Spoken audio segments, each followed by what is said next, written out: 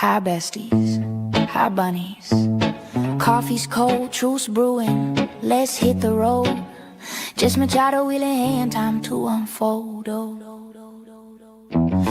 light breaks, coffee chilling in my grip. Hi besties, hi bunnies, join the trip.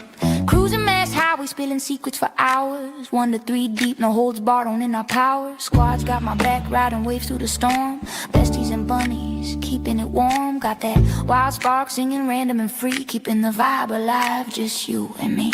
Trolls creeping in, haters twisting the feet. Weak shots flying, but they can't plant the seed. Jabbing in my style, my fire, my rise. Obsessed in the shadows, watching with jealous eyes. Drama stirrers calling grift, but facts don't lie. While y'all view my lights touching the sky. Reddit ghosts lurking, basement critique so low.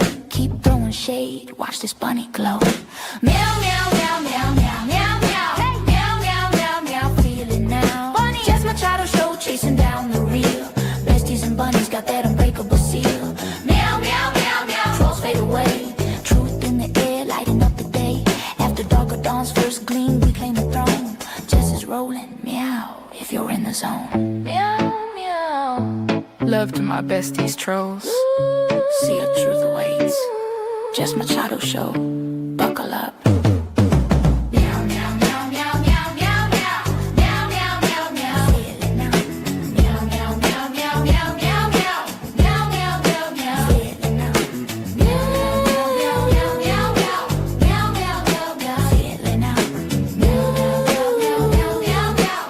Meow, meow, meow, meow. Bunnies.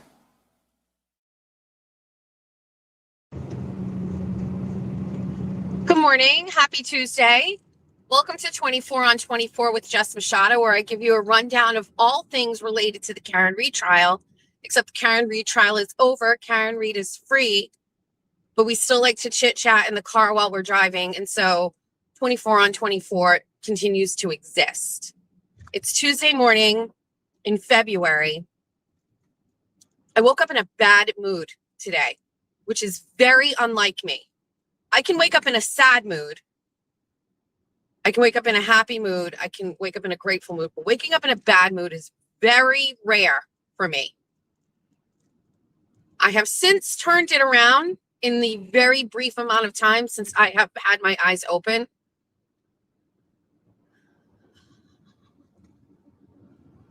But you never know what's going to come on my phone. Like, you just don't know.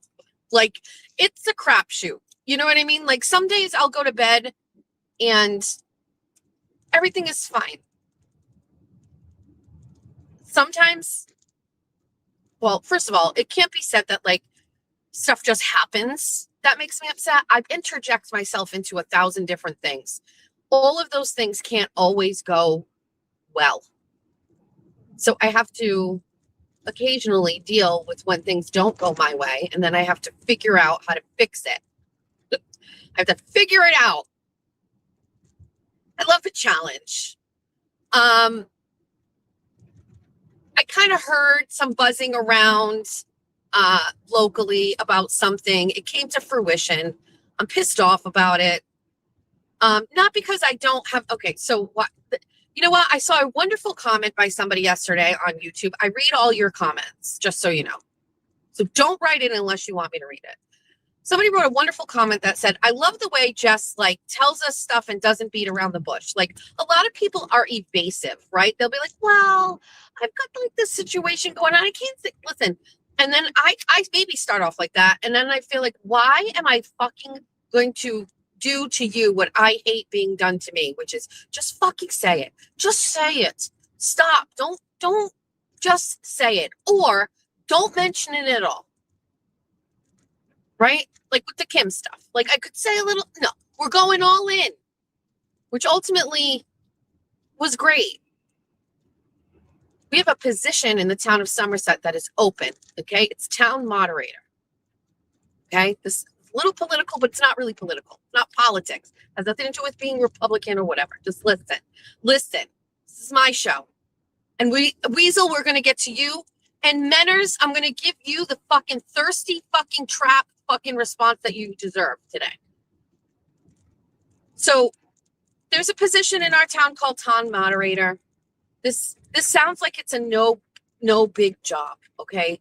Essentially, if you have a town, you have to run town meetings.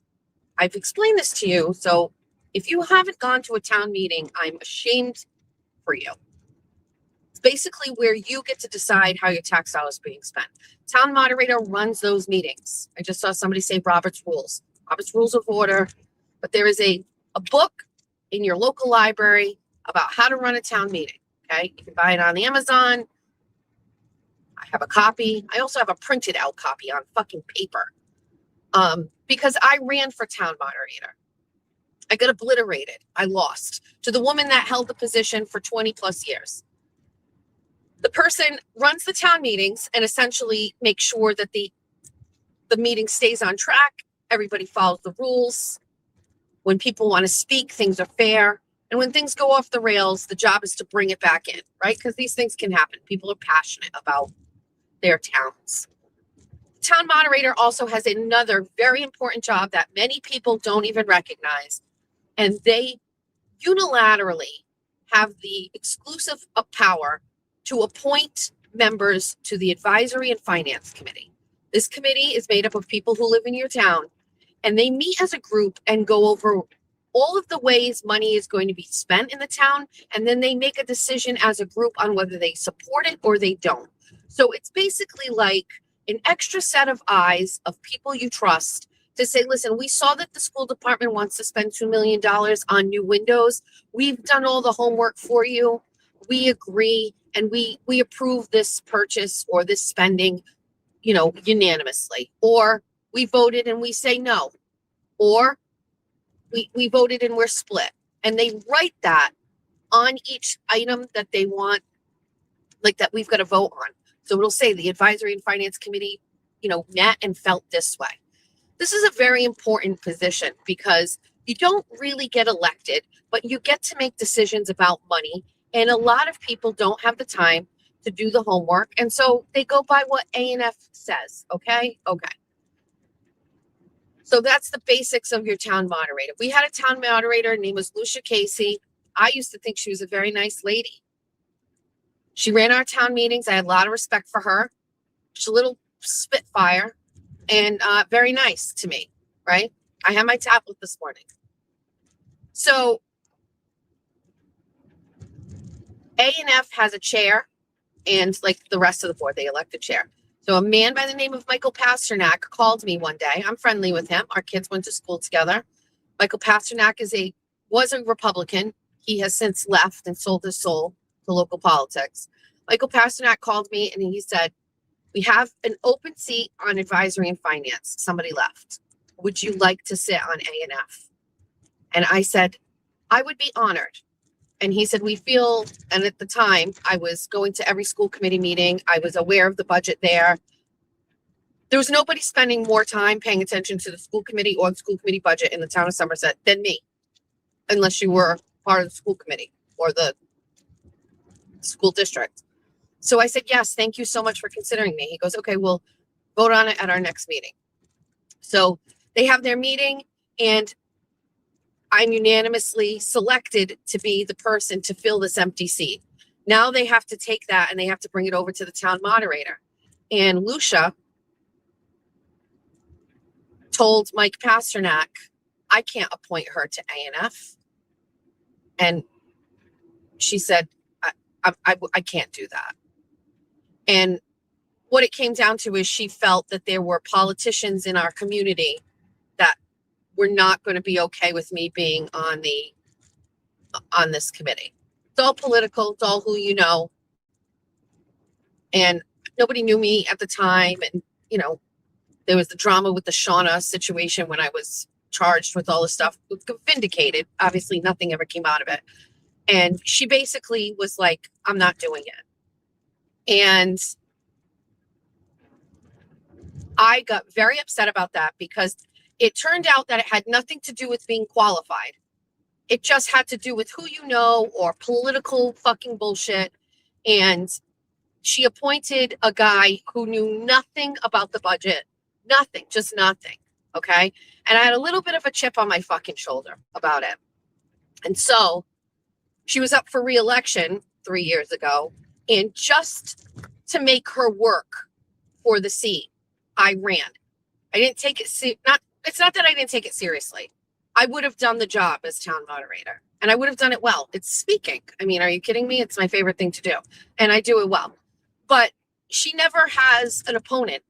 And if you were going to cock block me into sitting on A and F, well, then I'm going to cock block you on getting elected without a fight. So I just put my name on the ballot and ran. It forced her to attend candidates night. It forced her to speak about her role. And at a minimum, I knew I wasn't going to win, but at a minimum, she knew she couldn't just walk right into the seat. That position is now open. She is retiring.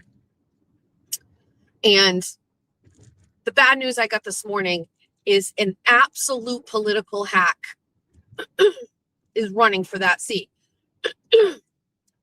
He is like a protege of Senator Mike Rodrigues, one of the biggest hack Democrats we have in the state.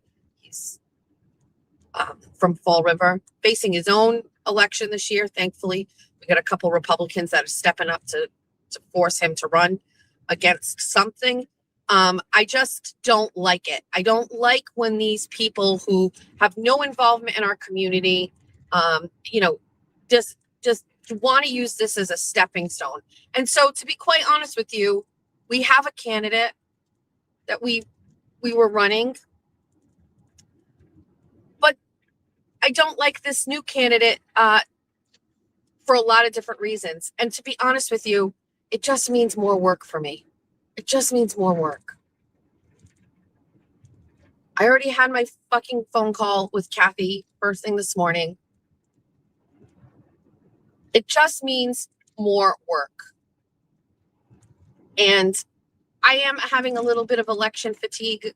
I am tired of elections. There is a certain thing to be said for there being solid, dependable leadership, and we can relax and be at peace. We've had that for a little while. So it just means more work. And we have a very big race ahead of us. Justin Thurber, our state rep, is up for re-election. He has a contender, and that is going to be a very arduous race. And so I was looking for peace during our town election, and we're not going to get it. I knew that was going to happen, but I was hopeful we were going to just be able to get through this, and now we're not. So that's it. It's a lot of anxiety. It's a lot of stress instantly. Soon as it gets, confirmed, it's just instant stress and lots of phone calls and talking and maybe changing our candidate. And, I will say last year we jumped right at the beginning. We pulled all of our candidates' sheets and had everybody pulling papers right as soon as the first day happened. This time we said, we're just going to wait. We want to see what everybody else does before we make decisions. That has been lovely to do. But anyway, it doesn't matter because the only thing I did was save myself some stress for a couple days. But we are so back. Let's get a fucking coffee.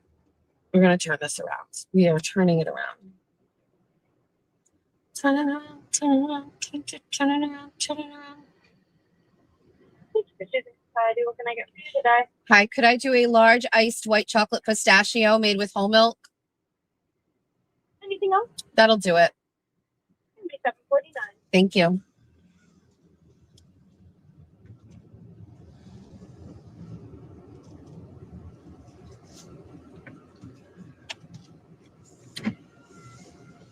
All right.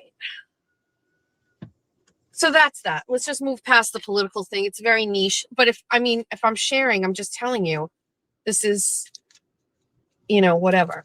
Which leads me to the next thing I want to say. Listen, I am more aware than anybody else that if I talk about people, it gives them what they want. So how I feel is when I do talk about it, it better be done right and it better be done well. This Menners guy, oh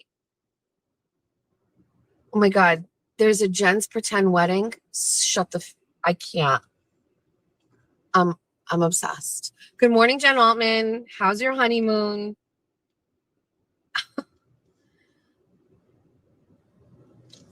You are so missed.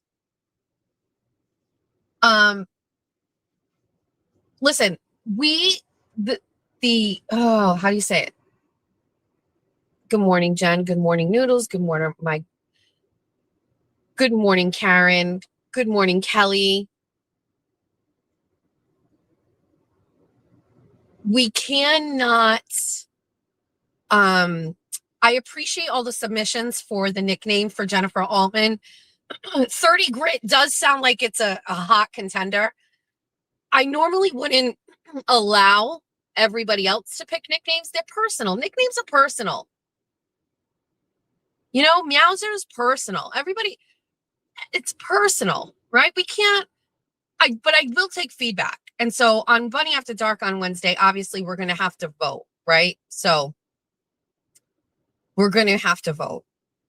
But I appreciate the submissions, even the late submissions. Good morning to my friend Phil from out in Worcester. He sent me a couple of submissions last night via text, which I appreciated so very much.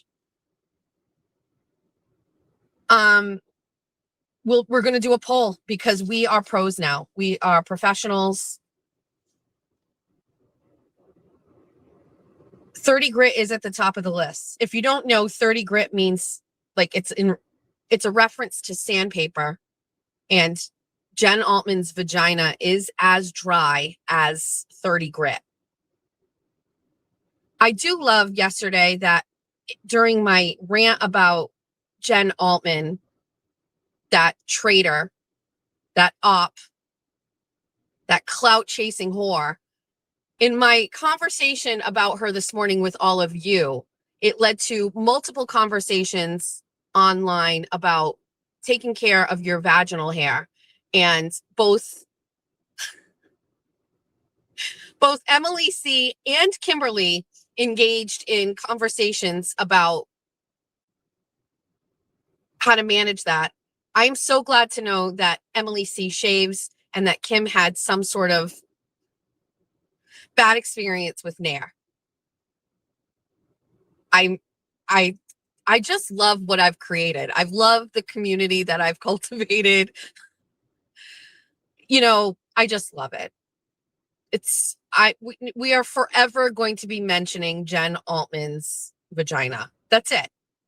If I have to deal with the onslaught of bullshit tweeting from Jen Altman, then you all who get to sit there protected because she never goes after you and your weight and your face and who you are and your parenting, then you're going to have to listen to us talk about Jen Altman's very, very dry hair, face, skin, and vagina.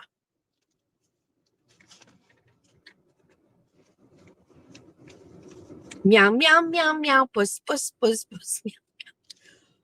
All right. So once I stop, I can pull. I have my tablet. We have tools, just so you know. Look at this. It's amazing. This is a very interesting new concept for me. I'm very sorry, PBR. It is what it is. We haven't even gotten what? Do people have problems with vaginas? Why? Why would you have a problem with your vagina? Okay. Oh, stop. I'm sorry. Stop. Okay, listen. Speaking of dry,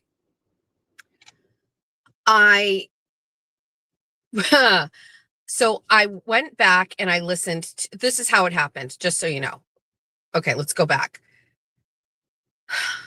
Menners, okay? You all know who Menners is. And that notion in itself makes his 1.5-inch dick very stiff. Menners put up a post and he's having a show on Thursday, right? But you can tell that he has like eyes on him, like he's ramping it up. He's now got a producer of his show. These are just crazy notions. Just trust me. He's got like a producer. He does like an AI generated cartoon thumbnail for the actual like thing. Doesn't look anything like him. Somebody literally was like, who is that? Right? I see this and I'm going, nobody's watching this, right? It doesn't matter whether you use like emojis, you know, a fancy AI generated thumbnail. It doesn't matter if you bring back your producer. It doesn't matter. truth of the matter is nobody is listening to this guy's show. We're not even hate watching it, right? However, I needed to do a little recon work because several days ago, one of the besties or bunnies sent me a message and said, Menners is doing a live stream. I'm taking one for the team and listening. He's shitting all over you. And I was like, I'm not going to say anything about that, but I do have to eventually get back and watch it, right? So I went back and I watched it. And this guy has such a problem with me. Yes, it is the shirtless guy. So we're going to talk about this on Bunny After Dark. I know not a lot of you are here. And by the way, good morning to the replay crew. I appreciate you guys very much that you missed this. And I'm sorry you get left out, but thank you for coming back and watching it afterwards. I always see your comments later, and it's very sad for me that you miss it. Good morning. I'm good. How's it going? No straw.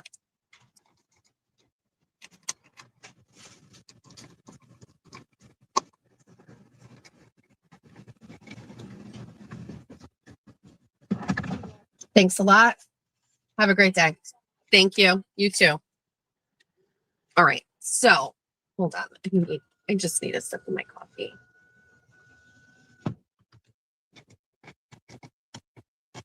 My problem is every time I put this in my cup holder, the little like paper band around it comes off. You don't need a paper band on the cold cups.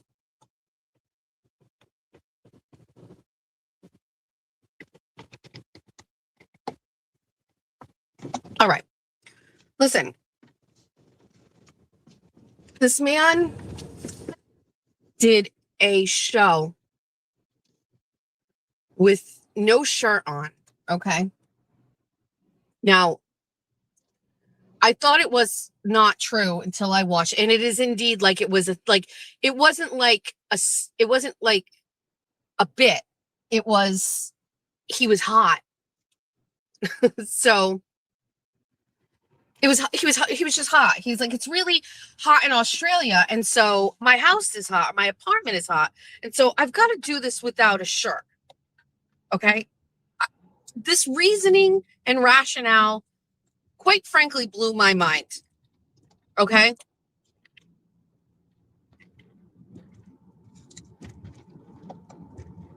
The lack of self-awareness in itself, like, who wants to see anybody doing?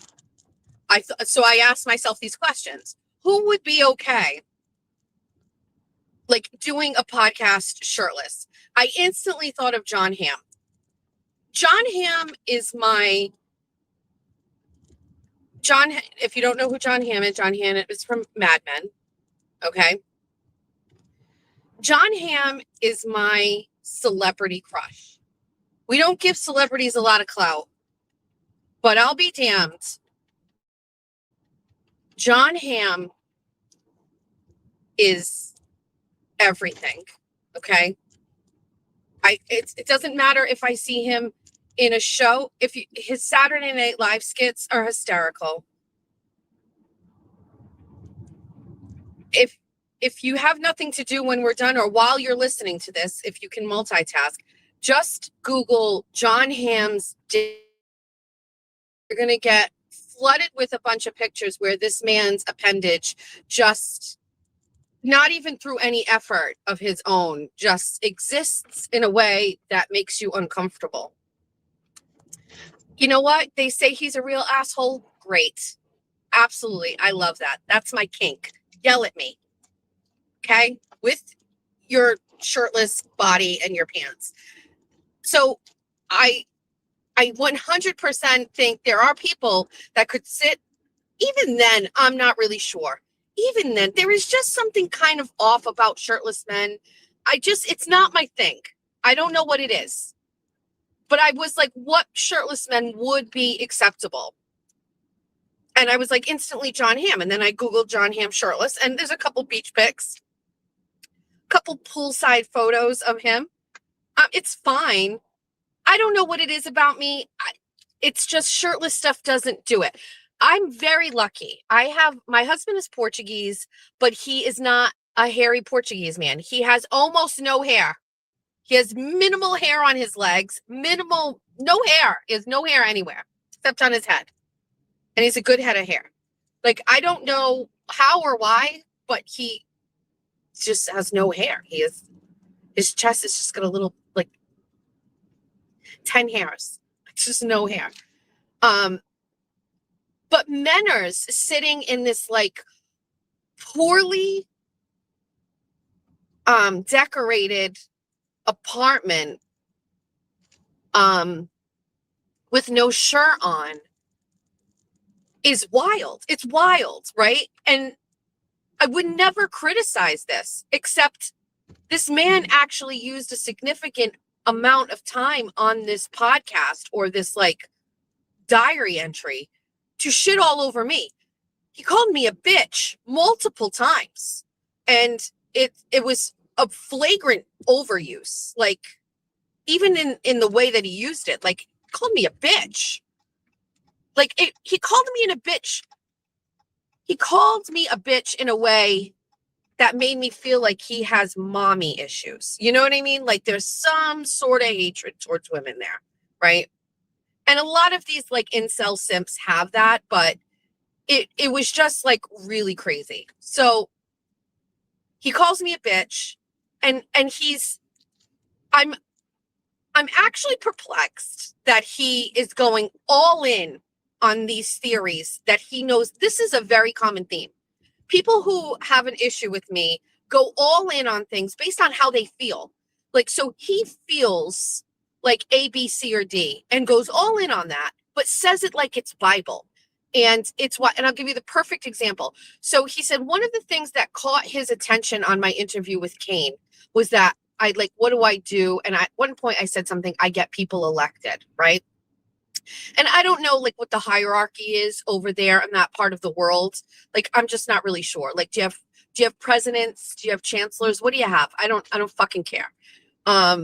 So he was like, the way that she does this, she doesn't help people get elected. And by the way, he was, like, talking about, like, lowest form of government, like town stuff, right? Like, and she's not really, like, a power player in all of these things. Like, she, like, but she doesn't even do it for purpose. She does it for, like, self-serving, like, for herself. Like, to go all in on that is crazy. I literally care about elected politicians and politics so much, it's problematic for me. Politics, prior to doing what I'm doing right now, was my whole, like, outside of my family identity. And it also highlighted for me, like, how uneducated and just simply dumb that this guy is. Like, he has no idea how valuable, like, a local election is. He also has no idea, like, how important he doesn't have any idea. He just has no idea. He doesn't have any idea. And the fact that he acts like he does, like, it's like the Bible, like, when I say Bible, like, this is it, like, this is the word, like, what, you don't do your homework, Menners. I worked for 2 Trump campaigns. I was in charge of all of the data for the 2020 Trump campaign statewide. I was in charge of all of the phone call banking in the state of Massachusetts for a presidential campaign. I trained people across the state to facilitate call banking and the call banking app from the Trump campaign. I mean, I guess I need to brag about this shit more. I guess. I don't know. But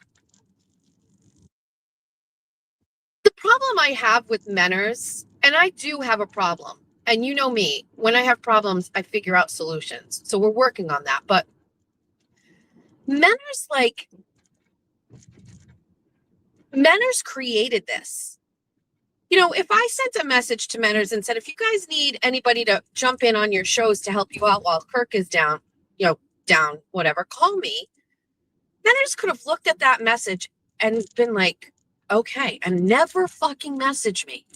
And none of this would have ever happened. But what did you do, Menners? You saw me You saw how talented I am. You saw my views, and you were like, "Let me get her in here." And then you threw Kane the bone. You skipped over me, right? Because you could never you could never host me because I'd bury you. You could never be on a show with me. Certainly couldn't be your show because I would literally make fun of you on how you're handling it and how you're running it. The conversation would be flat. It would be dull. At a minimum, Kane has some endearing personality traits that we can see, and you can extract things from him. You are nothing, and you are talentless,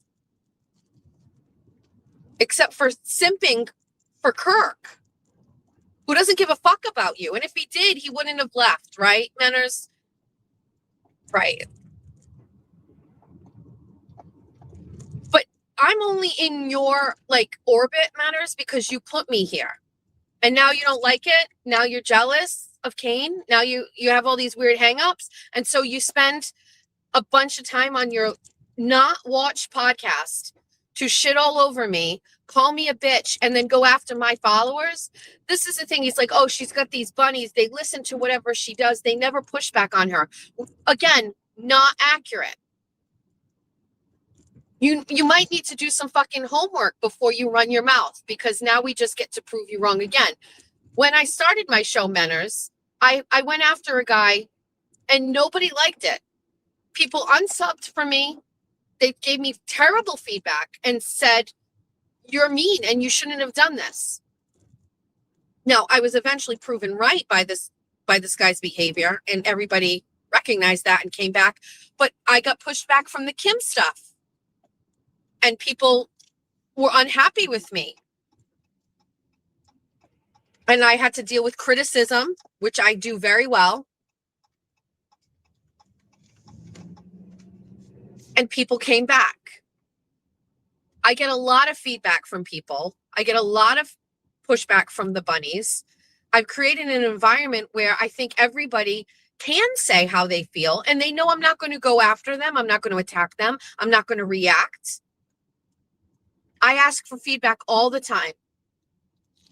This is a quintessential example of a man who is intimidated by a strong, opinionated, smart, talented woman. We're watching it in real time. And so now we're going to have to make it part of my show on Wednesday.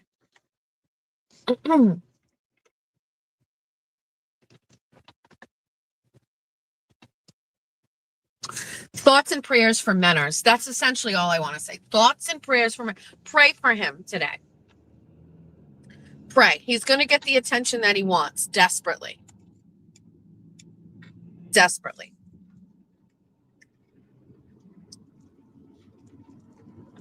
Do you guys remember the show Alf? Okay, just asking. Look at these poor swans frozen. Are they okay? Are they? If all of these swans and all of these birds are on the ice frozen with their heads down and you can't see them, are they okay? Do they have anywhere else to go?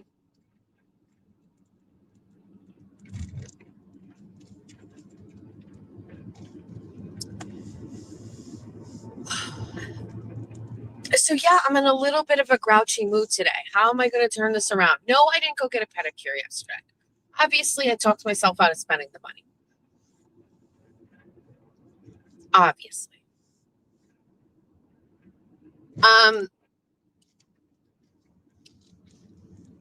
The guy who I hired, I needed a plumber. Hold on. What's happening with my heat? Oh, I pushed the button off. Whoopsie. I need a plumber to, I'm assuming, snake my bathroom tub. And it's a problem because, well, anyway, there's a guy who lives in town, and I messaged him, and he said he was going to come this week, and now he can't come this week. I don't even know what the excuse is. It's vague. So now I have to go find another plumber. but I'm in my era where I don't have time and I don't want to be in a bad mood. I don't even want to talk to people.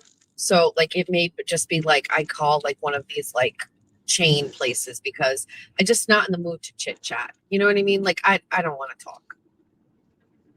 Also, listen, I'm not gonna lie. I was up against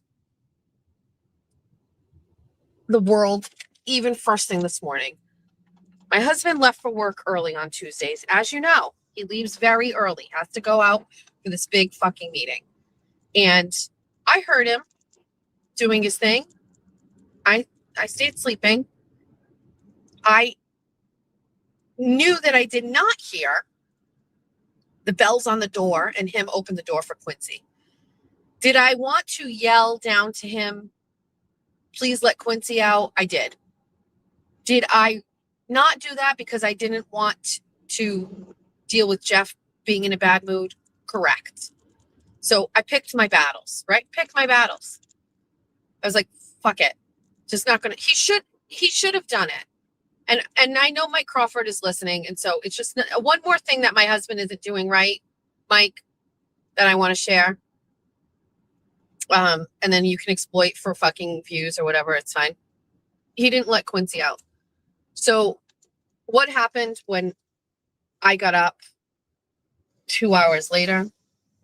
Quincy pooed on the rug in the foyer. And I got very mad because it's all preventable. And so this, like, that's how I started my day. Like I woke up to dealing with that. It wasn't like a big cleanup. It wasn't like a sick cleanup. It was just like, pick it up, clean it. You know what I mean? But like, I don't know. I felt bad for Quincy because Quincy clearly likes to, you know what I mean? Whatever. I would like it if everybody in my household could just be high functioning instead of lazy this week. Not lazy. Everybody's very good. I'm bitching and complaining, but everybody is fine.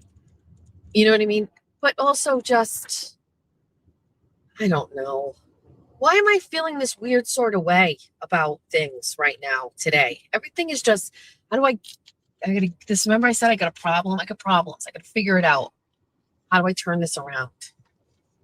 I've had fucking shit in my Amazon cart for like 3 days. I haven't pulled the trigger on it. I keep going back into the cart. I keep hitting save for later. Then I find something else and I add, and then I hit save for later for that. I just can't get anything done. Seagulls are here.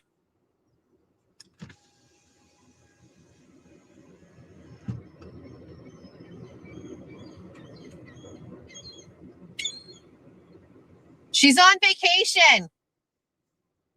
She's in Puerto Rico. She's on her honeymoon.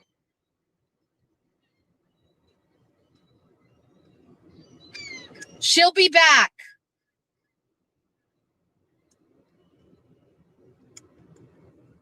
Dry. Very, very dry.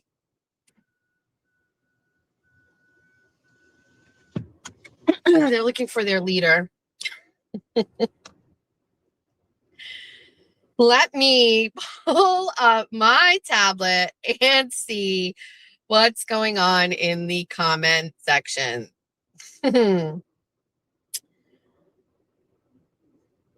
you like me to tell you the songs that I have been listening to?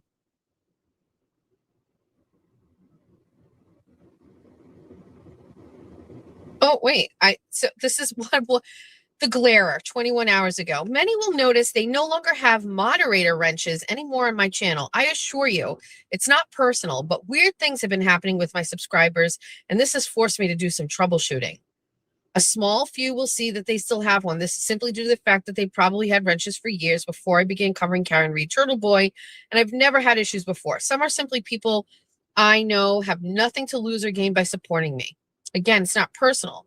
Just really tired of unhiding people that should have never been hidden. Don't blame me. Blame the people who simply can't respect the wrench and its purpose or the reason. I don't have that problem. I don't have that problem.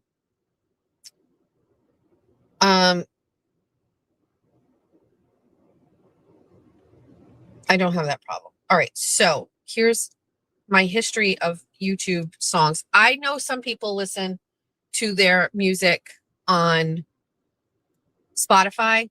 I'm not that girly as much as I've tried to do it 1,000 times. I like a good music video. I don't know what else to say.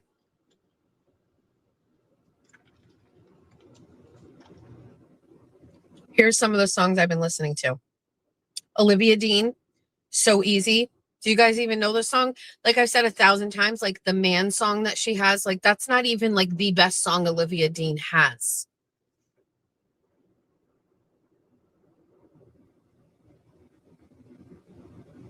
Do you also know? I mean, I'm pretty sure nobody on the planet knows. Okay. This song by Olivia Dean, trust me, I'll make a playlist for you. The song, It's So Easy, or So Easy to Fall in Love. That's like an earworm for me. It's in my head 24 hours a day. I can't even pretend to sing it because I suck so bad, but like, it's so good. I'm not going to play music. I'm going to sing it. It's so easy to fall in love. It's just really good. Okay. Next song on my playlist currently right now, I will not believe if anybody knows it. It's called Blue Avenue by Elton John. Does anybody know this song? I gotta quit this habit. This one, nobody knows Blue Avenue. It's fine. I believe you. Nobody knows that. God Is, Everything We Need, all by Kanye. Kanye did a concert in like Mexico City or something this past week. So this is a conversation I've had with my children multiple times. So I know that 30 Grit doesn't believe my children are Jewish because they're not acknowledged by the religion because I'm not Jewish. Okay, that's just how it works. So the mother has to be Jewish for the children to be acknowledged. That doesn't negate the bloodline in my children's father's family, which is, you know, he has people in the Holocaust and people that died in the Holocaust in his family. So Jack and Georgia, you know, as much as I'm not willing to commit to changing over to a different religion, my children still come from people who are Jewish, including their father. But I talked to my children about Kanye because Kanye said, and like a lot of anti-Semitic things. And, you know, again, this is just a testament to my kids and who they are. But like my children can basically say, you know, he's an artist. This is his music. This is his art. And we don't care about his personal, like, stuff. You know what I mean? Like, we don't really care. Like my Jack and Georgia love Kanye. Like they love his music. And my kids are music snobs, like really, real big music snobs. But I mean, they just know everything about everything music. Because their dad does. And so my kids basically let me know it's okay for me to continue to listen to Kanye West. But I'm very glad for that because I can't give up Kanye West, especially the Jesus is King album that came out during COVID. And there is just some sort of like crazy like attachment I have to the album. If you haven't listened to the Jesus is King album, it is an amazing album. I don't know what it is about it. Like I'm not even going to attempt to like work through it. It's just really, really great. And it is on my playlist all the time. All the time. Jeff hates it. Jeff hates it.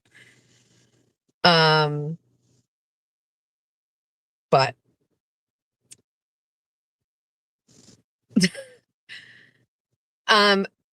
also on my playlist, if you haven't had an opportunity, you should most certainly go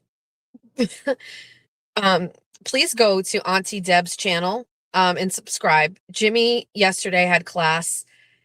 And again, I'm really trying to commit to like going back and watching things. So I was on the replay crew. But this man did a skit bit, whatever, where it's like those CD compilations that used to play on the TV with like the stuff in the background, like the ocean and like the sunsets, and like the songs scroll across and you hear the songs in the background, but every one of them is like a Nan related song. And he's talking like it's a commercial for it while the songs are playing in the background. And it's just, I don't know, man. Like, if you don't appreciate what Jimmy brings to the table as far as like comedy, we can't be friends. He's on today at 9. Great.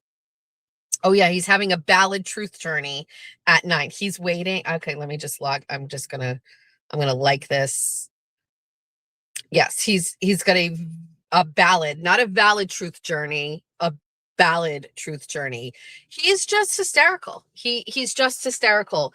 And you know what? If he goes off and acts like Kanye, you know what I mean? It doesn't matter. I'm still gonna love his talent. That's it. I'm still gonna love his talent. That's all I've got to say. I just don't laugh. I don't laugh for anything more than I laugh at Jimmy and his stuff, or even in conversations. I have one person in my life. Her name is Becca Bozeman, and I grew up with her, and she lives in Ohio now. And so I don't see her anymore. But when we were together, when we were here, I did the same kind of laughing. And it's just very rare. Also makes me funnier. What's going on around me? The town of Somerset Highway Department is all around me down here. This one's at the water department. Now the highway department's over here. What's going on? I'm surrounded by municipal vehicles. I'm the only one down here. Jen Altman protected her posts. What in the actual fuck, Jennifer? Is this because you're on your trip? Do we have a plant? Do we have an op? Who's in there? Who can see this stuff? I know one of you listening. Son of a bitch. How could you, Jennifer? How could you do this to us?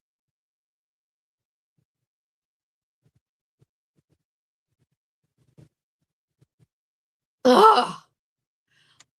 Listen, somebody just said Saturday Night Live has not been funny in years. False. False. Don't say that. Not every skit is going to be great. Fun's over. Not every skit is going to be great. And also, I more than anybody critique SNL. So I remember being a very, very young child. I'm talking like 6 years old, and watching my mom, 7 years old, watching my mom watch Saturday Night Live and hearing it. I remember parts of Saturday Night Live being a part of my childhood, like Gumby. Like, I remember that when I was like a kid, you know what I mean? Like, what's his name? Mr. Bill. I remember Mr. Bill, like from when I was a kid. So like my mother and my stepfather used to watch it. And so it like kind of integrated it into my life. Also, I think it equated to like things being like happy, because if I was up watching Saturday Night Live, then everything was okay in my house. Like it was, you know what I mean? Like, I'm sure we can unpack that another time, but there were a ton of like things that I remember from SNL that are good and funny. All right. And then a lot of times in the 90s, I remember watching SNL as a teenager by myself. Now, listen, I 100% agree. There are a lot of skits and things right now that are not funny, but you like this past week, for example, just, it's not good. You know what I mean? Like, I don't even know what to tell you. It wasn't great. However, there are, and by the way, I hate Michael Che. Michael Che is the most racist piece of shit on TV. Okay. I hate Michael Che. He does the newsroom. I hate him. He's the absolute worst. However, there are some really funny skits that are coming out over the past couple of years. The I can't. I can't. Some of these are hysterical. The Christmas skit with Ryan Gosling, where so it's there's a skit where it's Christmas. Ryan Gosling and his wife moved to a new neighborhood and they're like, thanks for inviting us over. And the couple's like, oh, of course, like, welcome to the neighborhood. And it's like a Christmas party and everybody's walking around. But actually, Ryan Gosling has some tremendous skits, but he's like, they're talking and their kid comes downstairs, the homeowner, and they're like, hi, is Santa coming? And the dad like just goes, yeah, son, like Santa's coming. Don't, he'll be here soon. And, he winks at everybody. And Ryan Gosling, he's like, I'm sorry, did you say Santa's here? And he's like, yeah, Santa's coming. And the wife is just like, did you hear that? Like Santa's coming. And they're like getting all like weird. And he gets mad and like he makes him go upstairs and get Santa. And the homeowner comes down dressed like Santa.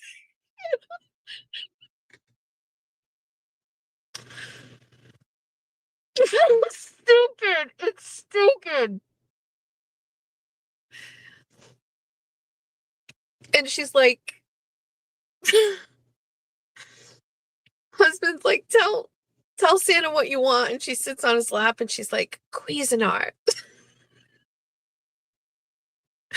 It's just, I don't know. There's some fucking skits are hysterical. Oh, what about with the Ariana Grande skit? What's his name? Why is it escaping me? I'm off today. I'm just off. Where they do the song. Anyway. There's just Saturday Night Live. You can't look at it as like every single solitary skit is going to hit. If you have one show, hopefully there's one skit that you can come out of it and you'll even remember. But like more importantly, it's like out of a season, like what are you getting out of it? I just saw somebody say Bill Hader. Bill Hader is one of my favorite comedians. Like Stefan is just, it's amazing. Ryan Gosling and the Beavis and Butthead skit, that is tears. I have tears coming down my face. Google that. The Ryan Gosling Beavis and Butthead SNL skit, hysterical. He also did a papyrus skit, which is hysterical, about Avatar and the papyrus font. Hysterical. Like he's really, his comedic timing is amazing. Even though it's not like a memorable one that's like gonna like live forever, like even the Ariana Grande one with the Elf on a Shelf skit is kind of funny.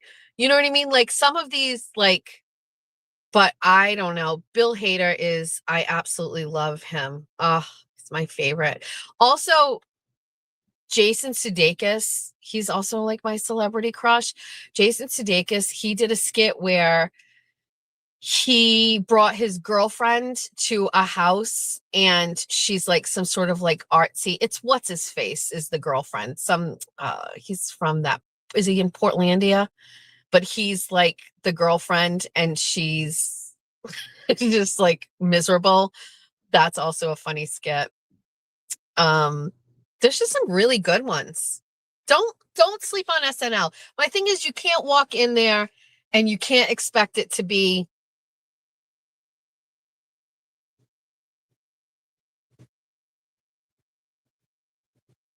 you can't expect every skit to be great. That's crazy. And it also goes like around the guest, you know what I mean? Like they work around the guest, and like Ariana Grande is a hysterical. Pete Davidson, hysterical. That skit with Timothy Chalamet where they're like skirt, skirt, skirt, like hysterical, funny shit. Listen, see this right here, the political BS. I get it. It's always the same shit. It's political. It's whatever. I totally, totally get it. It's fine. You have to just put that aside and get through to the skits and the funny ones. Just, it's okay. You're going to be okay. Oh, the Grey Gardens? Yes. I mean, Dick in the Box. I mean, these are very funny, funny skits. Just a fun fact in case anybody wants to know. Listen, you cannot go and watch a show on TV, a comedy sketch show on TV, and ask for that show to be your moral political compass. You need to just take it out. There's nobody more political than me. I'm just not going to let them, I'm going to let Democrats or liberals suck whatever joy that I get out of television. TV barely exists anymore, right? Barely. It barely exists. You're on your phone, you're on your laptop. You're not watching TV. So what do I watch on television? I watch Saturday Night Live, I watch the news, and I watch football. I'm not going to let them fucking take that away from me. I'm not. It's all I have left. I watch a little PBS, but that's because I love Antiques Roadshow and I like Nova.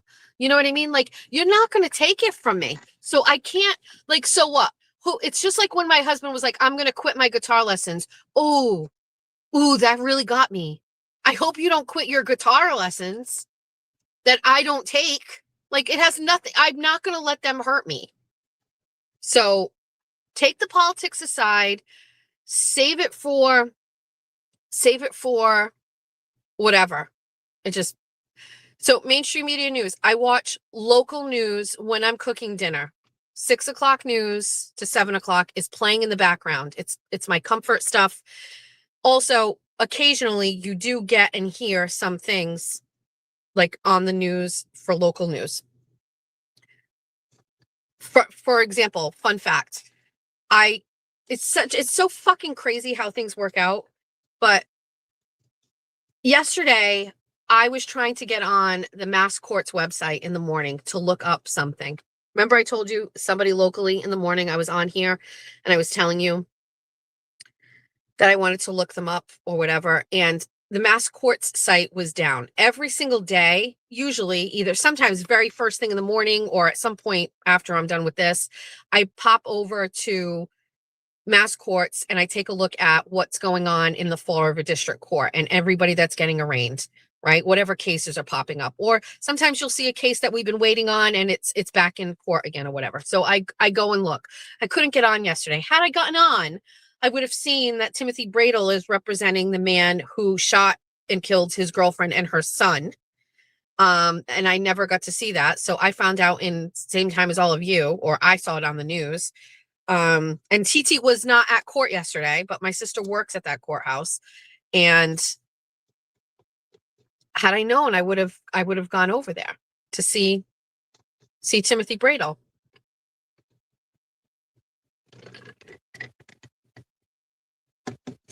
So he's representing a man who killed his girlfriend and her son. Interestingly enough, though, there is a lot more to that story than people realize. So the fact that Bradel is attached to this case should give you some indication that there's a little bit more here. It's not exactly what you think.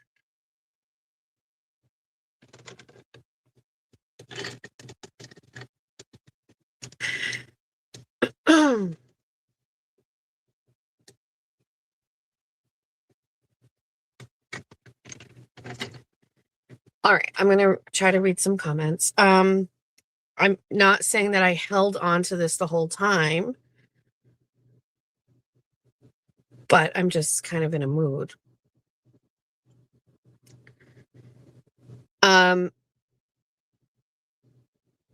Hold on. I'm just trying to pull up my comments so I can see.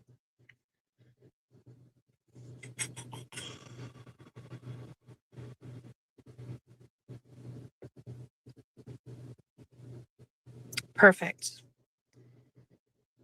Okay. Perfect. Oh, lower my voice. Okay. Georgia got the job. um, Georgia got a call from the place that she applied. She got the job. So Georgia has been in a bad mood since last week, and she and I have been she's been icy towards me. Let's just say that. Okay. Icy. One word answers, not being nice, not being not nice, just attitude, right? 16-year-old attitude. So I knew something was up right away. She came downstairs while I was cooking dinner and she went, so, and I instantly knew. And I was like, what? And she goes, I got the job. And I was like, awesome. Congratulations. However, she also got a second job. So because things were looking bleak with the job at the fast food restaurant, I don't know. It's possible somebody who at her school listens to this. Who knows? But her teacher called her down to like one of the offices and asked her if she wanted a job where on the weekends she has to go to the school to take care of the animals. She goes to Bristol Aggie. So during her, okay, Georgia's major at Bristol Aggie is environmental engineering, EE. And essentially what it is like, I can only give you like a couple of examples, but like they tried to grow chestnut trees. Okay. So chestnut trees are like kind of hard to find around here now. They used to be here. So they were growing chestnut tree seedlings at Bristol Aggie, cultivating them from seeds, getting them to seedlings and to whatever, and then distributing them like around the state to communities that had places where they could potentially thrive to see if they could get chestnut trees to get back to things. You know what I mean? She also was working last year on like a beetle, right? That is not here anymore or is here, but trying to engineer it so that they were going to send it down south because it kills an insect that kills a crop. So this is what this is what environmental engineering is. I don't know anything about it other than she thoroughly enjoys it. She works with insects, plants, and animals. And so they have to take care of them, like turtles, snakes, all of these things they have there. And they asked her if she wanted to be one of the students that goes there on the weekend on either Saturday or Sunday for 4 hours to completely clean out everything and feed the animals. You've got to go between, before 5 p.m. and you've got to go one day. So yes, but in the summer, because there's no school, it's like every other day. So here's this kid trying as hard as she can to get a job. She goes to this place and says she has open availability. And then the school asks her if she wants this other job. Now, she said yes to the school job because it's not ideal, but it was like, it's something. Okay. So she says yes to the school job. And also like the teachers picked her of all of the kids in her class. They picked her. Now you can only be a junior and they basically have you working with a senior so that you're trained for next year when the seniors are gone. Right. So she couldn't have gotten it earlier than now, but I'm so proud that she was the one that they picked. And she talked to me about what they said about her, where Georgia's work ethic is crazy, which is always like, again, I always thought it was how she presented herself in the interviews, which is obviously like nervous because if they saw her working, she's a hard worker. She doesn't care about getting dirty. Like it's just, these Aggie kids are built different. You know what I mean?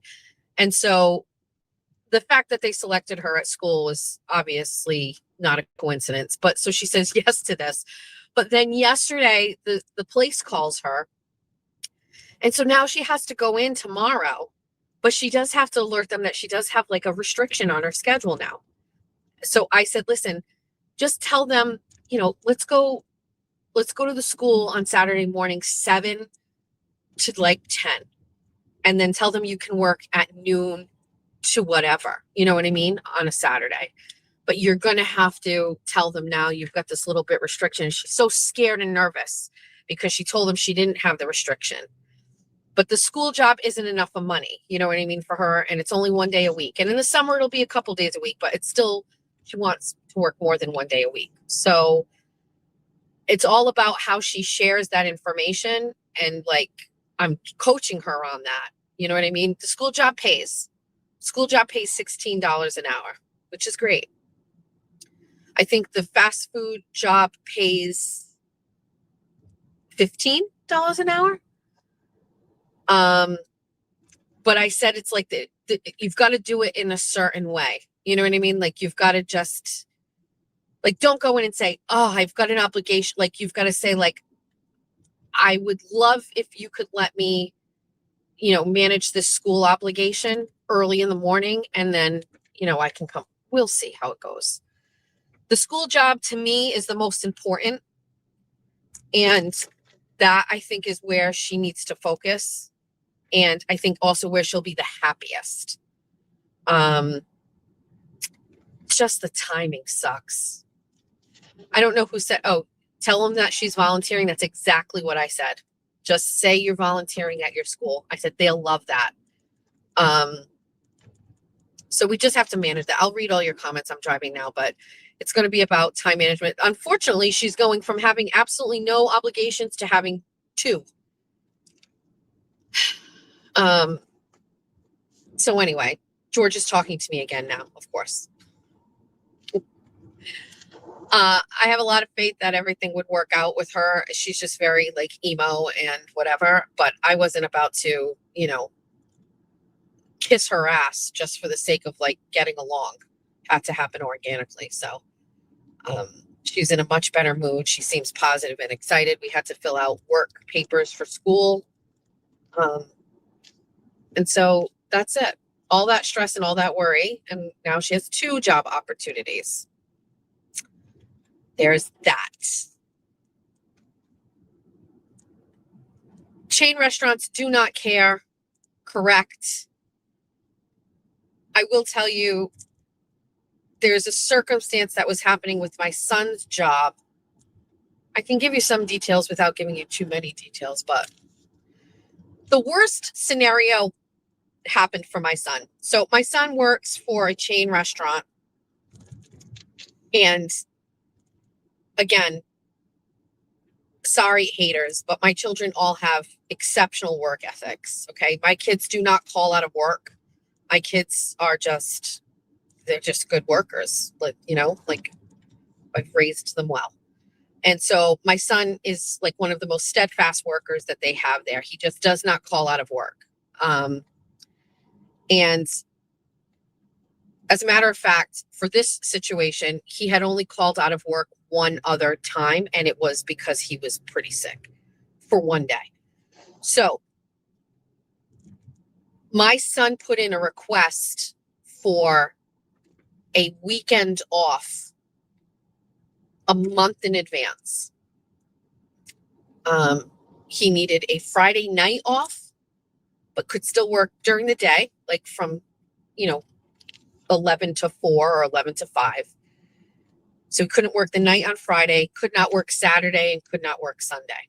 And he put in the request and spoke with one of the female managers. And he said, listen, I just want to let you know it's uncharacteristic of me, but I'm putting in this request for essentially 3 days off. And so she was like, okay. And they discussed it, and he explained, why. And she was like, okay, no problem. So he submitted it a month in advance. It was actually like 34 days in advance. So when the schedule came out, which is a week in advance, they scheduled him. So the kid came home pretty much devastated. He's like, I don't get it. Like, I put in the request, like blah, blah, blah, blah, blah. And so I said, you've got to go and talk to them about it. So he goes in and he says, I put in this request, and they said, listen, other people put in the request before you. And there were more people that needed it off. And so you've got to work. And he's like, yeah, I can't work. Like, I can't work. So I'm going to tell you what he took the things off for. The Saturday was his friend's birthday, and it doesn't matter to anybody, but this is the first friend birthday that my son was going to celebrate, like, ever. Like, they were going to Dave and Buster's, and my son wanted to go, and it's going to be the first thing he can drive to, and he has a friend group now, and he wanted to have the whole day to go see his dad and then go to this thing. He just wanted a fucking Saturday off, okay? And he was going to work the Friday during the day, but his other friend who lives in town, Johnny, it was his birthday on Friday, and they were going bowling, okay? Bowling. My son's not out snorting fucking coke. He wants to go bowling. So he got the Friday off, but he worked Friday day, but the Saturday, and they worked on Friday right up until the very last minute, 6:00. And then the Saturday they put him on, and he had off on the Sunday. So a week in advance, he gets the schedule, and he says, listen, I am not able to work. And they were like, you got to come in. So he came home and he told me, and I said, I would tell them to plan on you not coming in, that your request was acceptable. It was more than a month in advance. And so I guess what he did was they use these scheduling systems, these digital scheduling systems. He went back and he could see when other people put in the requests. And apparently the people who put in the requests put them in after Jack. He was the first person to put in the request. So then we really felt comfortable and confident about it. And it's like one of those things where you don't want to piss them off. And having been like a manager before, like retail management, I used to deal with like young kids all the time. It's like more than 50% of my staff at Victoria's Secret were, college kids. So I just told him, I said, listen, just give them the heads up and say, listen, I took this day off. Like I'm not going to be here. I can't be here or whatever. I said to him, do they call other locations and say, hey, listen, as a manager, we're down a couple people or whatever? Do you have that option to use people from other locations? And he's like, no, I don't think so. I said, okay. So he's all stressed out about it. He's getting stressed, and fucking a couple days before is when he got sick. So remember, he was sick. Okay. So he gets sick. So he works the Friday shift and he's sick. But he's like, I've got to work the Friday shift because I've got to go. I'm not coming in on Saturday, no matter what. So he didn't want to fuck them over. So he's sick. He works the Saturday shift against my better judgment. He leaves the Saturday shift and goes over to the bowling alley and is there for fucking 15 minutes, and he leaves. He's like, I'm so sick. Now, my son ultimately had the flu. So he comes home and he misses Saturday to go out with his friends for the kid's birthday because he's got the flu. Jack was down bad for 4.5 days. We ended up taking him to the doctor, getting a note because he ended up missing work like 2 other days. He ended up not having work on Thursday. He goes to work on Friday, walks in the door, and they fucking write him up for missing the Saturday. And I understand this is a part of life. I understand. Okay. I completely get it. And that as a mother, I am not supposed to get involved in these things. Okay. But when my son walked in the door, he called me first. He called me from the bathroom or whatever.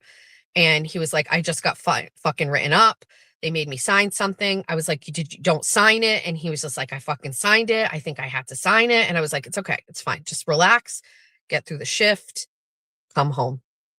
So he comes home and he's like, I can't believe I got fucking written up. He's like, and what's crazy is that I have a note that says I was sick from Friday on, but not Friday on. It started Saturday. No, Saturday. The note didn't include the Saturday. We should have just had it and cover the Saturday. We should have had it cover the Saturday. But in his mind, he wasn't going, like, it was a fumble on us, right? We didn't. But he basically was like, but I've been sick since Friday. I worked on Friday. You saw that I was sick. So I would have been out sick. It wouldn't have been out of defiance. I would have been out sick. And the guy did not care. The manager did not care. So write him up. And by the way, it's a final written warning. A no call, no show, apparently, is what they called it. Even though he told them I won't be here. It wasn't a no call. He said I wouldn't be here. They wrote him up for it. And if one thing else happens, he's fired. Now, he's worked there for 2 years. He has never been late. He has never, right? Nothing. So I'm just not going to let them treat my baby like that. I'm just not going to allow it. But I can't do anything because then there's retaliation and all of these things. And if somebody hates me and you want to, like, whatever, I'm just walking you through exactly what we did. Okay. So what I encouraged my son to do is to think about the whole situation and how he felt about it and make some decisions. And my son wrote a letter outlining the whole scenario with far more detail and timelines and receipts, and emailed me from school on Monday. And he said, can you look this over? And so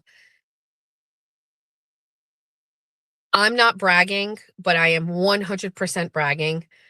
This letter, my son can write as well as me,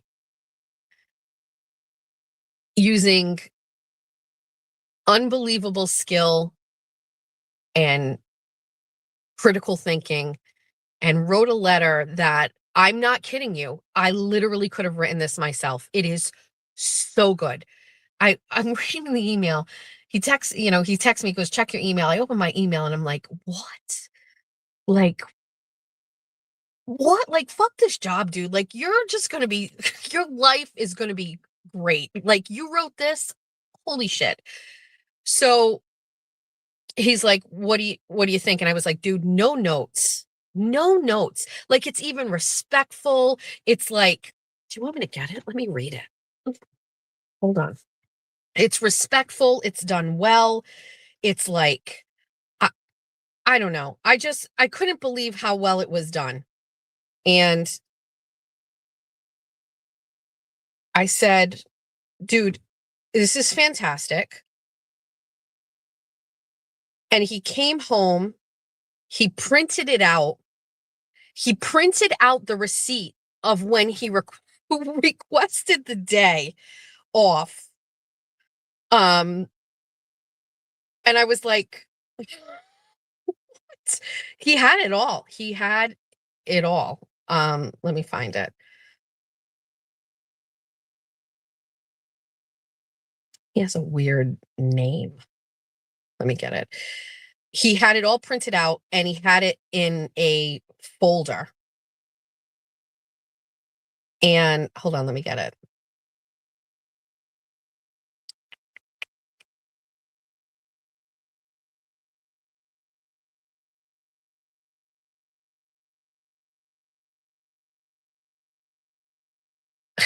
Ready? He's like, good morning. I'm writing to rescind my signature on my write-up notice that was presented to me on January 24th, as I was not fully in the right state of mind and was not fully educated on the situation as to what my signature meant. I was coming off a week-long sickness. I was seen on January 20th and have provided a note if needed, and an improper sleep schedule. And this was being my first shift back from the illness. I was not in the correct headspace for the conversation that was held immediately when I walked in the door. I was not fully understanding of what it meant to sign the write-up, and I did not handle the discussion in the way that I normally would have. I disagree with the reasoning for my write-up, which was for failure to appear for my shift on January 17th. I requested the day off 4 weeks in advance on December 19th, as shown in the provided screenshot. And management, and he put the manager's name, and I had a conversation where she confirmed to me that it would be taken care of, which we discussed sometime after it was put in. And there were witnesses and present for this conversation. When I called on January 12th, less than 2 hours after the schedule had been posted, which showed me scheduled for Saturday, January 17th, management immediately denied ever being told I was fully cleared to get the day off, which was a blatant lie. I was then told that because I had put my request in after other coworkers had put in theirs, I was denied my request. Had I been contacted before the schedule was posted and was either asked to come in or warned ahead of time that my request would be denied, it could have gone differently. But being treated with the deception and unfairness by management staff dictated my decision making and how I handled the situation. I did inform management on Tuesday, January 13th, I would not be coming in at all on Saturday. I understand that requests are just requests, but a failure to uphold the request with 4 weeks to come up with a solution or compromise is unfair and completely unmanageable to employees. If requests can be declined for any reason without warning, then they serve no purpose. They're near redundant. I also understand that there were few employees to come in that Saturday, but to my knowledge, some of them had requested the day on after I had put in mine. But the reason or request they were upheld over mine was due to the request being for either vacations or they would not physically be in the area to work. Should that be the case, I am emphatic to that, but I do not find it fair that out of everyone, I got my request denied without warning or discussion. I also felt disrespected by management for their blatant disregard and lack of understanding, further compounded by the write-up presented to me. When it comes to my handling of the situation, I sought to give back no more than the same level of respect and consideration that management had shown me. I do not find it fair that I got the short end of the stick for a mass request off for the same day, one in which I requested and notified management of almost a month ahead of time, especially as someone who has been working on this job and location for almost 2 years, and after many compromises I have made for this job with my personal life. Had management been more transparent and understanding, an arrangement could have been made for me to partially work or to find coverage for the shift, but management made no effort to do so and demanded I work the full shift as scheduled. For these reasons, I fundamentally disagree with the write-up and would like my signature and any other indication I agree or approve of this write-up to be removed, along with this letter attached to the write-up. Thank you. Ah! My son has a nickname. It's Sweetles because he is blonde and blue-eyed, and when he was a toddler, we used to joke that he looked like a Swede, and so his nickname is Sweetles, and fucking Sweetles killed it with that. Like, first of all, here's my take. My son is 19 years old. He has a complete track record of never missing a day at work. He never calls out. He takes shifts all the time. They keep him super late. Like, he worked way later than he was supposed to in high school on school nights and all the shit like that. Like, he's also like a quiet giant. You know what I mean? Like, he's tall. He's, he's studious. He's not a gossiper. Like, he's a hard worker, right? I can tell you right now, they are completely fucking taking advantage of him. And that's the part that I don't like. I don't like that. He's a good kid. And, listen, my instinct was to get right on the phone and call corporate and be like, you want to send somebody down here and take a look at this place? You want to see, listen, did I take a look at the manager online? 100%. Okay. I know all about this person. This is my son. He's an adult. He has to handle it on his own. And the way that he handled it was to write that. And I could not be prouder. So he goes to work yesterday. And by the way, he feels that there is a retaliatory situation happening. They gave him 1 shift this week. One shift, which makes me very upset. Right. So he comes back from being sick. They give him 1 shift. Did I Venmo my son $100? I did. But he comes in yesterday, the manager on duty, and he says, I'd like to hand this in, give this to management. She opens it, she reads it, and she goes, you need to give this to the actual manager. And so she makes him take it with him, and he comes home and he's like, well, she gave it back and told me. And I said, so it just basically looks like yet another day that you didn't hand it in. Now, he's not scheduled any other day, right? So now he's going to have to go into work today when the manager is there to go drop it off. So my take on this is very simple. You can't find people to work. You can't find kids with good work ethic. You can't find kids that actually care or do anything. And you are literally shitting all over like the most dependable, kindest, nice. And by the way, he's not a socializer. He's not drinking there after work. He's not doing all this shit. He's just a hard worker. And they're taking advantage of that and kind of plowing over him. This is a perfect opportunity for my son to learn a life lesson that he needs to advocate for himself. He needs to, whatever. And that's that. Like, you're not going to die on the hill for a part-time job that you have while you're in college, getting your like 3.5 GPA, like in finance. Like, you're not, but like, it's a really great exercise in like how to handle this stuff. You know what I mean? And one of the things I do love is that there are a couple guys there that he has met and he has like a little bit of a social life with them. And so there's value there too with his friendships. He gives some kids rides home from work. I love that responsibility stuff. Like, so it's not a quick, like, let's just bounce from there. You know what I mean? However, Chili's corporate, you might want to just pay a little bit more attention to what's going on here. You know what I mean? That's my take. Very proud of him. I'm sure it will work out perfectly. Which leads me to a conversation I had with my son about a story that happened to me when I worked at Victoria's Secret. And my son can't really actually even believe this happened. And it is true. So if any of my 586 Victoria's Secret Garden City girls are hearing this, they will know this is to be true. I worked at Garden City, was the last Victoria's Secret I worked at. I was an assistant manager at the Victoria's Secret in Cranston. And that's an outside Victoria's Secret. It's not in a mall. And I got hired there when Jack and Georgia's dad refused to go back to work. I needed to get a job. Georgia was a toddler.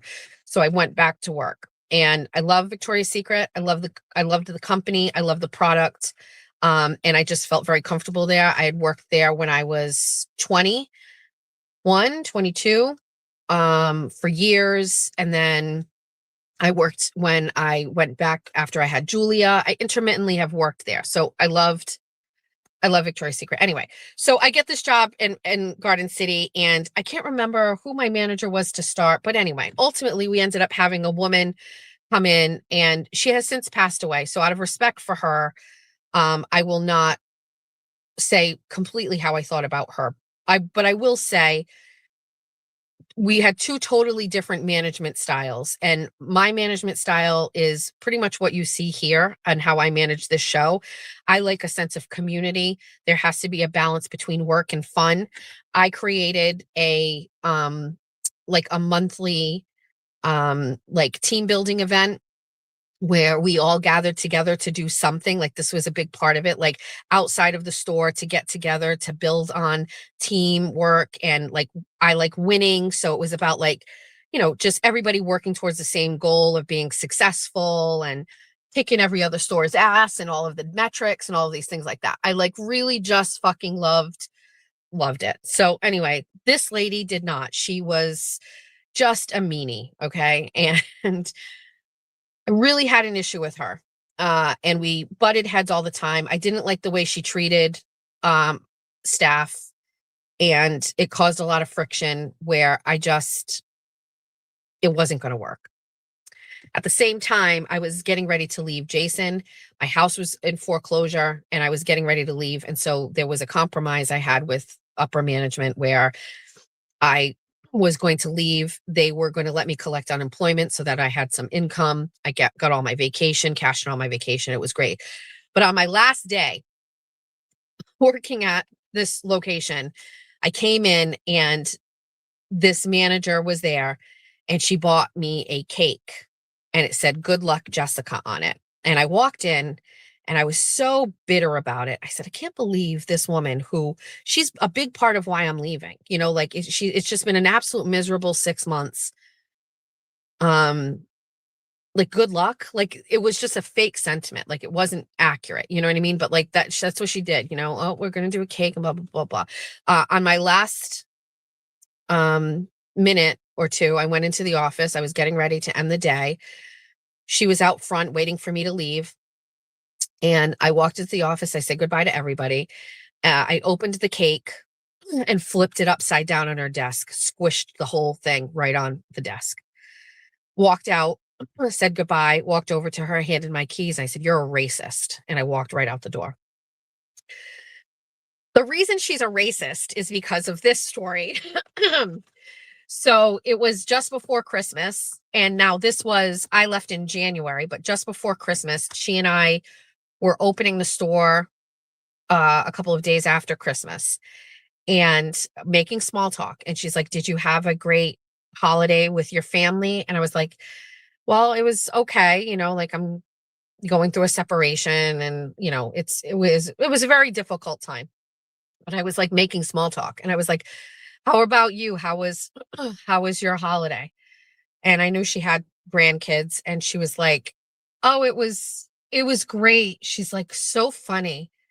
And I want to just tell you before I say this, just so you know, this is a very real story. This is not a lie. It's going to sound like it's a lie, but it's not. So she's like, "So funny." I can't remember what the granddaughter's name. I remembered it obviously at the time because the kids used to come in and she's like, "So let's just say it was Kelly." She's like, "Kelly wanted a Bitty Baby for Christmas."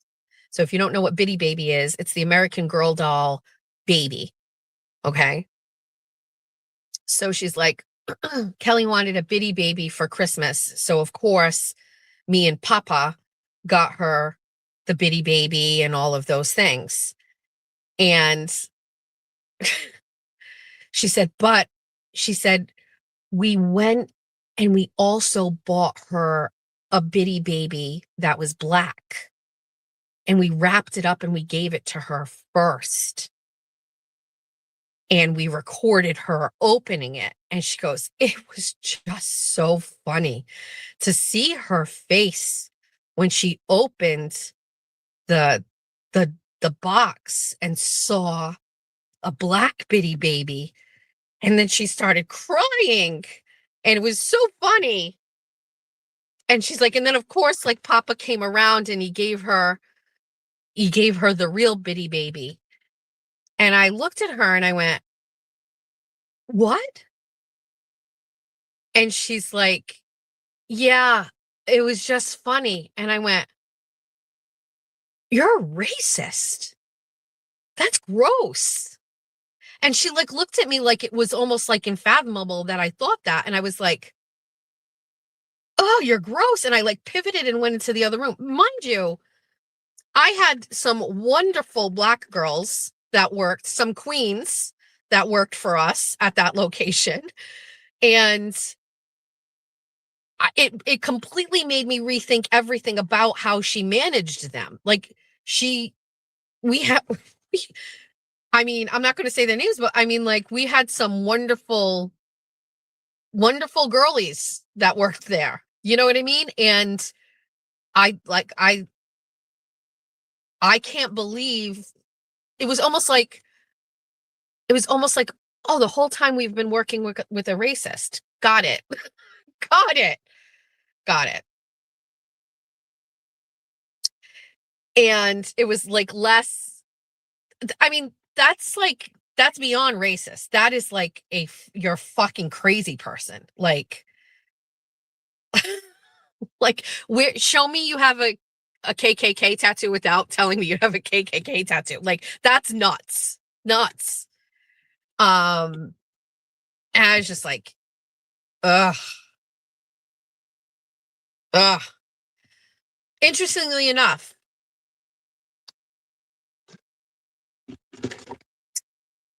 Georgia picked out a doll at a store and it was a black doll. So we actually had a Bitty Baby style doll in our house that Georgia was like very attached to. What the fuck was that doll's name? Cindy. It was Cindy. That's right. She called it Cindy. I have photos of Cindy. Cindy was just like a big part of George's childhood. I know I still have it. You know me, I've hoarded it somewhere upstairs in the attic. But like, you're talking to a woman who had, like, you know what I mean? Like, no issues with race or color. I have a child who clearly saw no issue with race or color. You have a situation happening with no mods. What's the situation? Let me pull. Hold on. What's going on?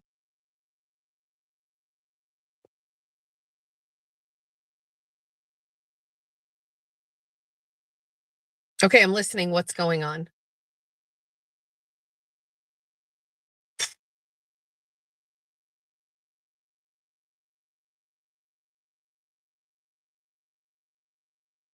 It's hard for me. I can't see the actual comments because it's taking me to.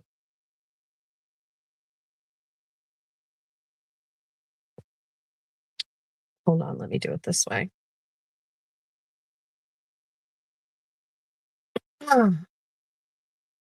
What's happening?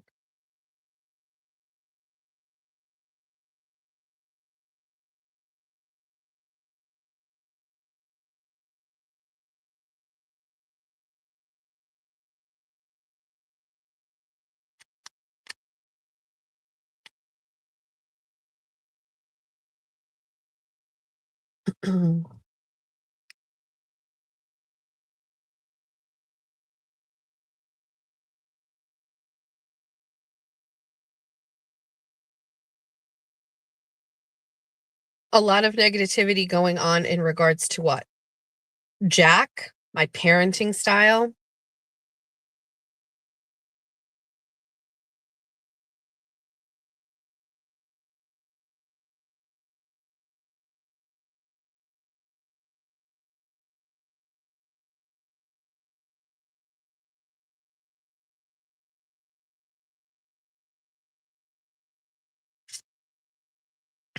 Okay, strangers talking about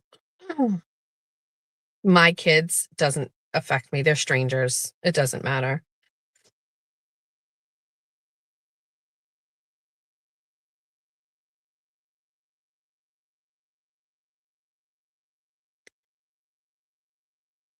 If someone's talking shit about Jack, I can promise you Jack is unbothered by it. Unbothered.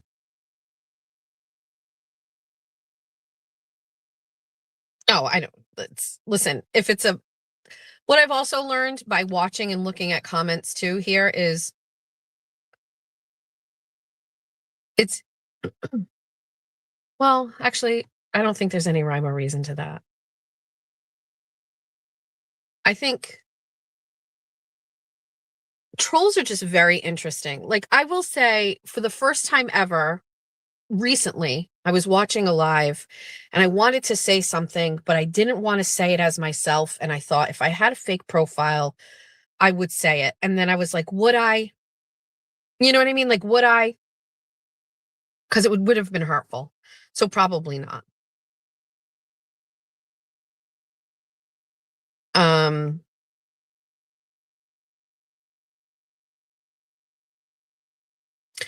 No, you can. I appreciate that.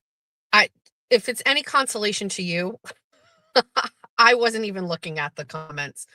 I don't really care. There's nothing that anybody can say about my children that would ever like get to me. The only thing that got to me was when that fucking MLP fucking lady made that fucking loose threat about my daughter's wedding. That got me because not only it doesn't bother me, but it would bother me that they did something to Julia's day. You know what I mean? But a very small investment in security for that day was made, and that's it. We're just going to have two security people there. It is what it is. It's necessary. Baby daddy took care of it. As a former police officer, there's no shortage of people he knows in the industry.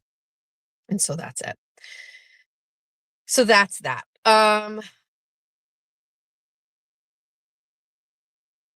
Any adult watching My Little Pony is concerning. Can I just say something completely not related? So Epstein files are out, okay? More than before or whatever. And I'm going to be honest with you. Like,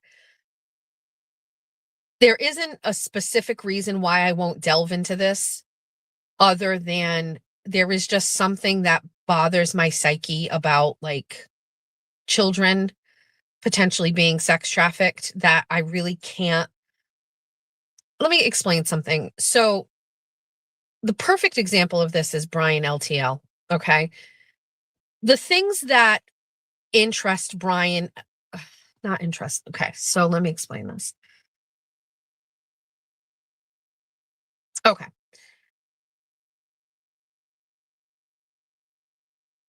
Brian Bardsley, Brian LTL posted about the Karen Reed trial, right? And then he pivoted over to the Brian Koberger case, right? And then he has been sharing stuff about the Epstein stuff. I believe that his posting about these things actually gives us insight to his psyche, if that makes sense. I don't look at it as he's doing it to be a journalist or to be newsworthy. I think we're seeing his personality through these posts. And I'm just telling you, it rubs me the wrong way. I don't even think it's trying to stay relevant. I think that these things appeal to him in some sort of a way. And I don't know how else to explain that. And knowing what I know about Brian, that maybe that's, and I'm not in a place to share that stuff yet, but I just don't know. And so,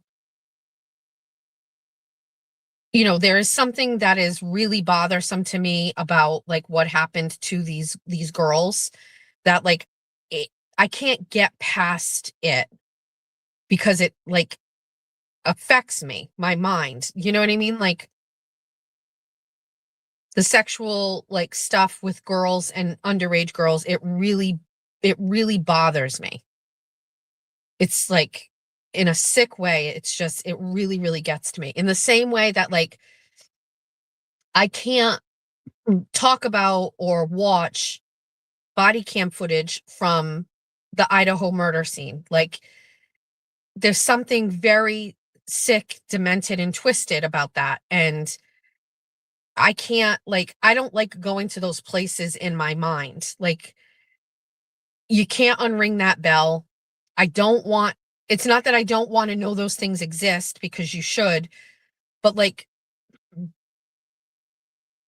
delving into that on a Tuesday is just like, what are we doing with our brains and our minds and our hearts where we're like, you know what I mean? There's just something like not natural about like casual viewership of things that are so demented and evil. Okay. So I think that's what it is. Like the casual, like sharing of these things by Brian rubs me the wrong way. Right now, the Massachusetts migrant shelter crisis incident reports, I pushed through that. But if you remember, I was tweeting and saying it was really taking a toll on me. I pushed through that because I genuinely believe that Maura Healey is responsible for that. And I want to be able to understand it so that I can share it with everybody. And I'm going to be redoing that again because I think it's important to make change, right?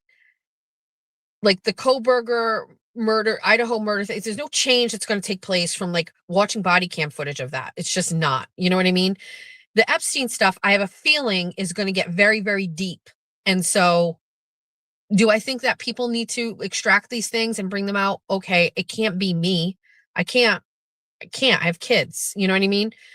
A lot of people who are like liberals or whatever push back and like, oh, it's because of your Trump and blah, blah. Listen, I've said from the beginning that like Trump isn't a perfect politician. There are no perfect politicians, but he is definitely better for our country and our nation than Kamala Harris or Joe Biden.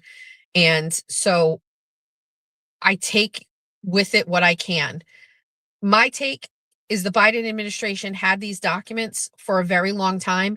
And if there was anything truly incriminating or bad about Trump, they would have put that out before the election to basically seal the deal and him not get elected. And so I don't really believe that there is ever going to be anything in here other than incidental contact. But I do believe that because they've had these documents, there are other people that need to get protected. With that being said, put that all aside. There was a post that I saw this morning somewhere, whether it was on Instagram or whatever, that caught my eye, and I had to kind of go back and look. And I'm not a Pizzagate conspiracy theorist, okay? I couldn't even articulate what Pizzagate specifically is in a way to explain it to you, okay? You can talk about it amongst yourselves.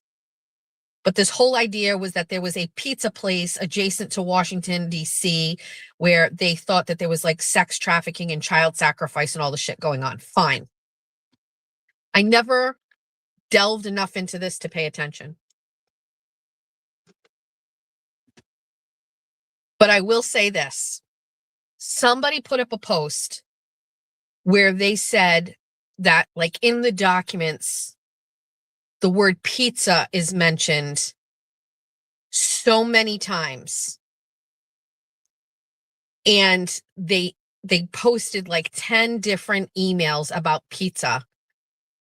And I read these and I was like, oh, so they're talking about fucking sex with kids or sex or with girls or what. Like, there's no way they're talking about fucking pizza in these emails. And it just hit me this morning. And I was just like, this is kind of what I was waiting for, is like somebody to kind of like extract this thing from me, and time for me to like look at it in a way where it clicked for me. This was it. This was it. The frequency of pizza in emails. Like, let me just say this, for example, okay? If I'm as rich as Jeffrey Epstein, my food of choice is caviar or lobster. It's not pizza. So there's that. Okay. Pizza, pizza, pizza. I can't believe I just did that. That's like fucking Little Caesars. But the emails in which pizza is mentioned and it's, to me, after this morning, looking at those, it can't be anything else.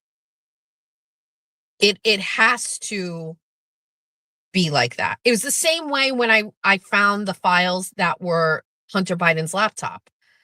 Like, you know, I'm going to be honest with you. I was like, well, I don't know if this is true. You know what I mean? And then I found the extraction online and I was like, oh, this is it. This is, he's a drug addict and he's taking money and this is it. You know what I mean? Like, it's real. That was my aha moment. You know what I mean? And so this morning, this is my aha moment with the pizza stuff. And I blame Republicans sometimes or whatever. There is a way to present information to the regular average American citizen without it sounding crazy. You know what I mean? There's a way to do this. I don't know why they don't do it in a different way, because a regular person like me gets turned off by these crazy conspiracy theories. Like, there's just got to be a better way to give me the information so that I can manage it. You know what I mean? And so I don't know who it is or what the post was. I'm just going to tell you that this post showing the emails and saying how many times the word pizza was listed in these documents was that light switch of a moment for me where I was just like, okay, got it. Okay. So that's that. That's how I feel.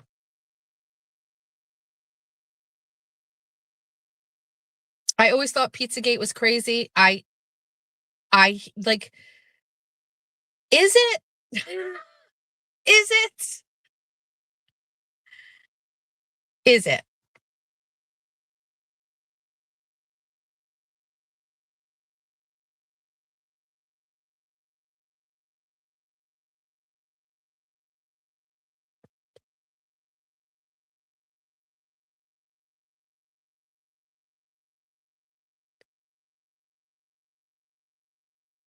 Anyway, what time is it? Jimmy started at 9. I didn't want to go past. Is it? I didn't want to go past Jimmy's, but Aiden is also live too. I apologize. We should be done with these from 7:30 to 9, an hour and a half. I mean, John Podesta. I mean, it's a lot.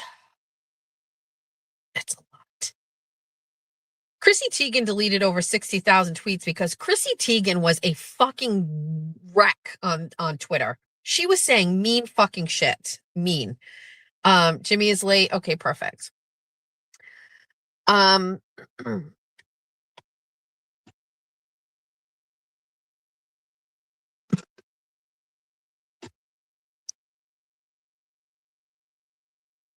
Everyone worships these elites, and for what? Well, I think it starts with like regular human behavior. You know what I mean? Like it comes down to, I mean, I can look at it literally like how it was here in my community. You know, Holly McNamara was like, you know, she was a cheer girl in high school, right? She had popularity. Her dad was a beloved teacher. Everybody in the community loved them. And you just blindly like follow, right? What looks a certain way, you follow that. You're like, yes. I mean, did anybody ever stop to talk to her? Did anybody ever have a conversation with her? Did anybody spend time with her? Had you would have recognized that this person should have never been an elected official. She's flawed. She's unethical. She's conniving. She wanted to do hateful things to people. She lied. And so it's like the inertia of it. And also people don't have time and people don't care. And so people are just like, yes, this is right. I mean, it's just not, you know, like I live my life currently right now where there is somebody that looks better, sounds better, does everything better than me, right? On the surface in every way, shape, or form. I'm not naming names. This person is such a fuck up. They do things that are so fucking nuts, and they casually walk around my community like a upstanding citizen. And it is like, it's not my job to expose. It's not my job. This person isn't in political power. This person doesn't. So I stay out of it. Unless you want to start running my town, I don't give a fuck. But like, people aren't what they seem. People are not what they seem. Be suspicious of people who don't show their vulnerability. Be suspicious of people who you never see make a mistake. Be suspicious of people who look a certain way all the time. Do you know what I mean? Like, are there exceptions to this? Sure. But like, just me, it's just, I don't know.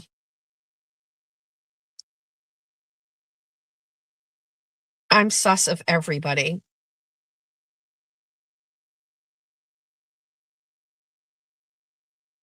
Anthony Weiner's wife was Hillary Clinton's helper. Yes. And who is she married to now? Who's she married to now? She's married to George Soros' son.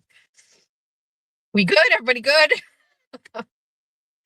Those things happen locally though. It doesn't just exist on a national stage or an international stage all like automatic. Like look exactly what's happening right now. Okay. So I told you this morning about this person, right, is running for moderator. Okay. So I obviously have some work to do with this, but there's a person that is pulling papers in Somerset to run for town moderator. This guy, last name is Neves. He works for Senator Mike Rodrigues. Okay. He worked for the elections office in Fall River. He boasts about his connections to Carol Fiola. These things don't just pop up. These things are cultivated, curated, designed, blueprinted. This is all done in a way to maintain or leverage power. So what stresses me out when I see this, right, is when you see, listen, if a random person in our community steps up and says, I would like to be town moderator because I believe in the gift of giving back to the community and I can do this or whatever, fine. When I have a person, a Democrat, who is in deep with Senator Mike Rodrigues and Carol Fiola and the elections office in Fall River, and I see that person want to come over into my town and take over the leadership role of town moderator for our meetings and to appoint A&F people who make decisions about our money, that stresses me out. That's what started this day. That stresses me out. This is about control. This is about power. This is about stepping stones. And this is the kind of stuff that, to be quite honest with you, a lot of people aren't passionate about and don't care about. I do. These things matter to me.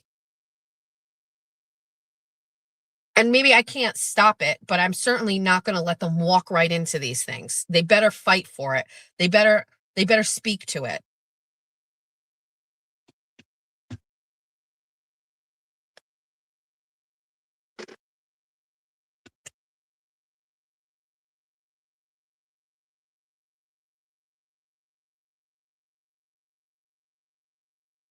I need to turn my day around. It's not bad. It's just I'm in a bad mood and I need to turn it around. And I'm literally sitting in the car and I'm going, okay, what am I going to do the minute I walk in? And I don't have an answer to that. I always have an answer to that. I always have a plan. I always know what I'm going to do. I don't even have a dish to wash. I don't have anything to do.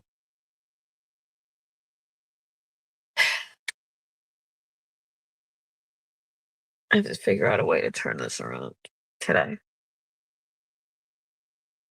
And also not to stay on my phone, because I could see myself getting sucked into just being on my phone, fighting on the internet, commenting.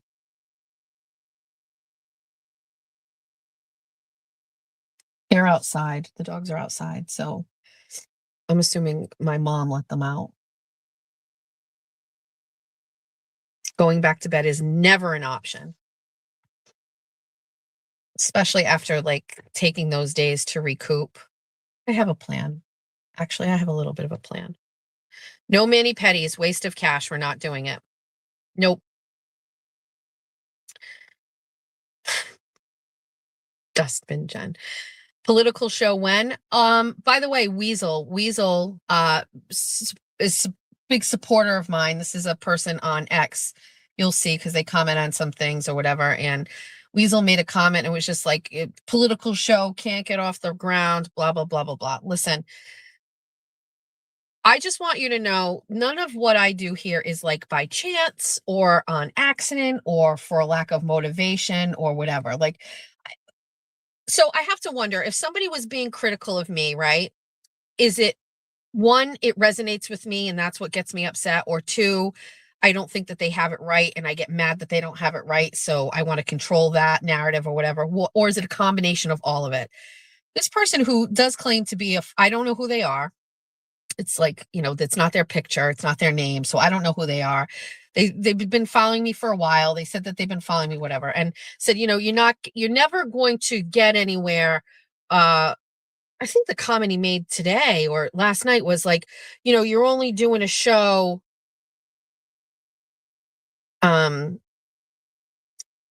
You're not going to get anywhere by doing a show Bunny After Dark once a week and your Saturday show, whatever. And I was like, can I just be honest? I was like, who the fuck is hustling on these shows more than me? Just out of curiosity. Is there anybody else that is like working this hard to produce content? Like, what? He said,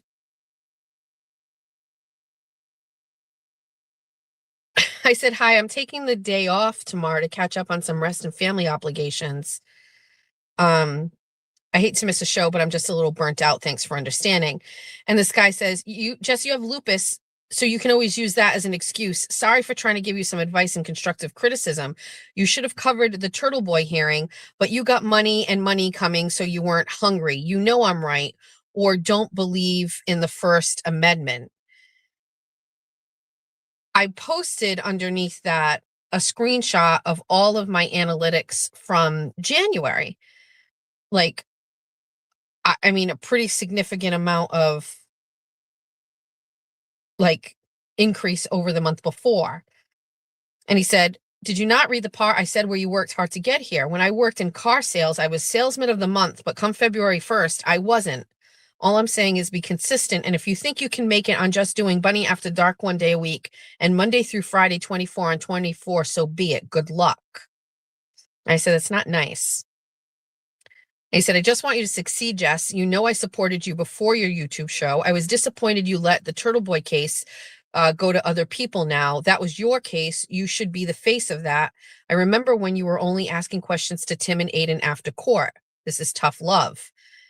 And then he also said, so it's not just one day. Political show still hasn't gotten off the ground, which has been promised twice now, and it's February. Also, Jess was only person covering the Turtle Boy case, and that's when I would send her money to support her work. I paid for her Substack. Ask Call Her Daddy and Big Cat how to grow. Oh, I didn't even see this. This was not a nice comment. So I guess I read those things and they get a reaction from me, and I go, is it because he's right? Is it because he's not right? Or is it a combination of both? I personally feel like I work harder. I'm not comparing myself to anybody else, but I work harder than anybody else on this stuff. I give it 24 hours a day, 7 days a week. Nobody can outwork me on this. And I always know when to step it up and when to do more. I will say, just so you know, the political show, for those of you who are saying it never got off the ground, remember I told you and I explained to you I was going to start teasing a little bit of my political stuff? That's not for me. It's not so I can rant. It's not so I can feel good. It's so I can see comments. I can look at numbers. There is a way for me to actually look at what I'm saying currently on this show when it's done and see if it gets actual engagement. YouTube breaks that down for you by the minute. So I can look and see that I have the most comments during this, this, and this. And I look at that. And so what I've been doing, Weasel, is trickling out more political stuff in the mornings and then looking at data to see if this is good or bad, or if it's going to hurt my brand. None of what I do here is really political on the Jess Machado show or on 24 on 24, and certainly not on Bunny After Dark. Adding a very conservative political component to my brand is either going to make or break me. And I'm not really willing to compromise everything that I've built if it's not going to be a complete win. There's a chance that I could alienate viewers and that could translate to a lack of money. And so I'm watching that and I'm trying to make the best decision for me and my brand. I hope that makes sense to you. Now, January was a big test for that. And I increased my numbers, all metrics, over December. So far it's looking good, but we need to test out February too. Okay? I hope this makes sense to you. Thank you. All right. Just being honest. I pay attention. I look at things. And so I say this all the time to Jeff and to anybody else that gives me any pushback. If I were going to law school, I would be burning the candle at both ends. I would be in my books. I would be doing all of this work. And I look at this as like my law school. What I'm doing now, this brand and all of this stuff, it's very important. And I have to give it as much time as I can physically and mentally allow myself. I am all in. This is not done on accident. My kids are older. Georgia's going to be a senior in high school. This is, who did I say this to? I could never have done this with kids in elementary school or middle school. Never. I could never have done this when I was too involved. My kids had sports, PTO. Like Menners said that. He's like, I can see what she is. She does PTO. Menners, get with the fucking program, dude. I did PTO fucking years ago. I'm like, this is my light. Like, shut the fuck up, dude. Oh, I'm going to bury you tomorrow, just so you know. Like, I am going to fucking bury you. I don't even want to hide it. I don't even want to keep secrets. I found a video of Alf sitting at a desk talking, like with all his hairiness, Alf. And I literally like voiced over Menners talking on it. And it is literally what he looks like. He looks like Alf. I'm going to bury you. You're going to cringe. You're going to feel uncomfortable when I'm done with you, Menners. And that's not even using any of the information. We're going right for the jugular. You want attention? You got it. You want everybody to look at you? You got it. Talentless. Simp. And quite honestly, I need this. I need a joke. I need somebody to be the running joke of my show. Everybody has that. It's Menners. Menners is it. He is going to be the running joke of my show. TT did not call you. She does not want to go to the casino. When has Menners ever gone to the way that he talks about it too, like like that's a bad thing? What the fuck are you talking about? I was PTO president. We built it's just a loser. It's just a loser.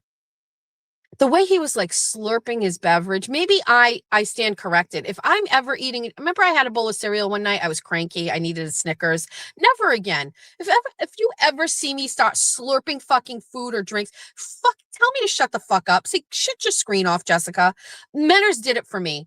I saw him slurping a beverage. And he's just like hot and sweaty with his hairy face and his tattoos and his like just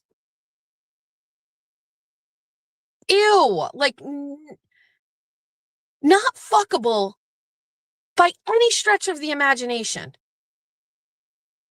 There are guys that are not good looking, that are vertically challenged, that struggle to dress properly or whatever. They can be fuckable with some sort of endearing quality or a good sense of humor or really great banter with ladies. Like, there is literally absolutely nothing that makes this person redeeming, entertaining, or attractive in any godforsaken way. And I'm going to be honest with you. Again, what you're witnessing here is a reaction to something somebody did. So there was like a little bit of like banter back and forth and like blah, blah, blah, blah, blah, and stuff like that. Sir, you went on your show had like 13 viewers in your fucking shitty apartment with no shirt on, and you called me a bitch like multiple times. You made fun of me. You talked badly about me. So if anybody is like cataloging this isn't like an unprovoked attack on this piece of shit. This is like my reaction to it. And I'm not angry at all. I do find it absolutely bold of a man who's like 4'7" with a face like that to like call me a bitch and I didn't do anything to him.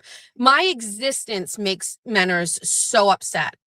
My existence and my show and the bunnies, he gets mad about the money.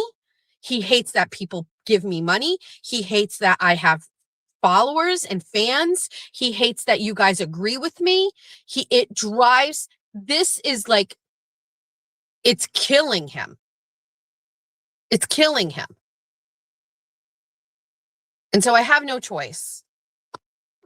But we're going to have Menners now become our joke. No, we're going to go. We're getting off. Success makes him upset. That's just weird.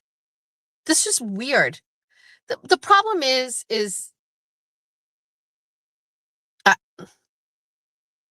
jealous, intimidated. I mean, I can't figure it out.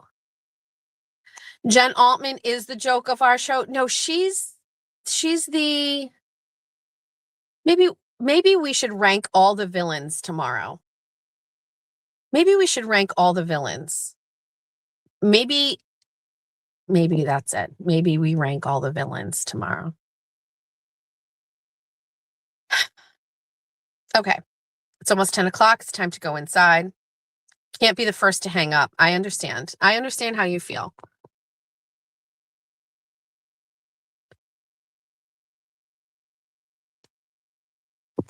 Horizon social chart tomorrow. You know what I thought of this morning? What if we did and we brought back every single solitary skit that we've done all for one show? We bring back Beaver Moon Ceremony. We call Peter McNeely.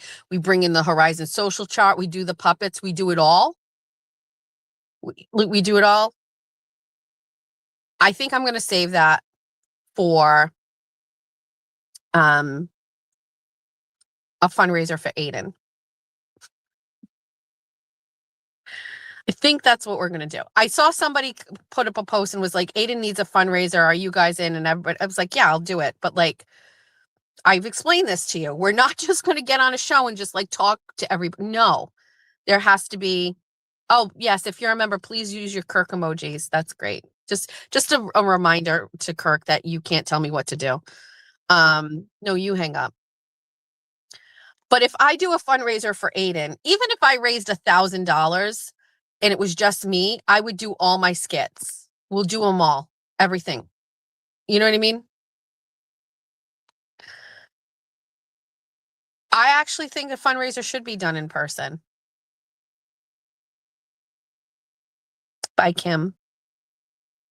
Chicago Marie, thank you. Anyway, that's that. So we have Bunny After Dark tomorrow. It's my favorite. Maybe I just need to just like work on Bunny After Dark for this week.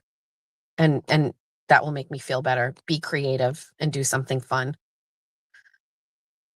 All you really need to do. I am feeling a certain way. I'm feeling puppet showy. I'm feeling Menners needs to be in a puppet show. You know what? I just made myself feel better about all of this. Alrighty. We gotta go. JFK now loves TB and fully supports. These fucking hoes ain't loyal. I am so over it. I'm over it. I hate fence sitters. I hate flip-floppers. I hate people who they just change. No, just no. Do you support Aiden? Yes. Today? Yes. Every day? Yes. Are you going to change? No. If somebody tells you something about him and it's not nice and he did something stupid, like he fucked Lindsay Gattani after all this time, are you going to get mad at him? No. Are you going to go against him? No. It's just easy. You just stay the course forever. Forever, ever, forever, ever. You stay the course. Doesn't matter what he does. Yes to all of it. Beat the charges. That's it. That's all I care about.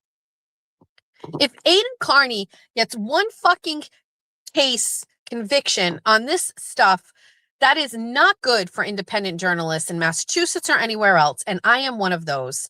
So this is all you like him and that's it. Stop it.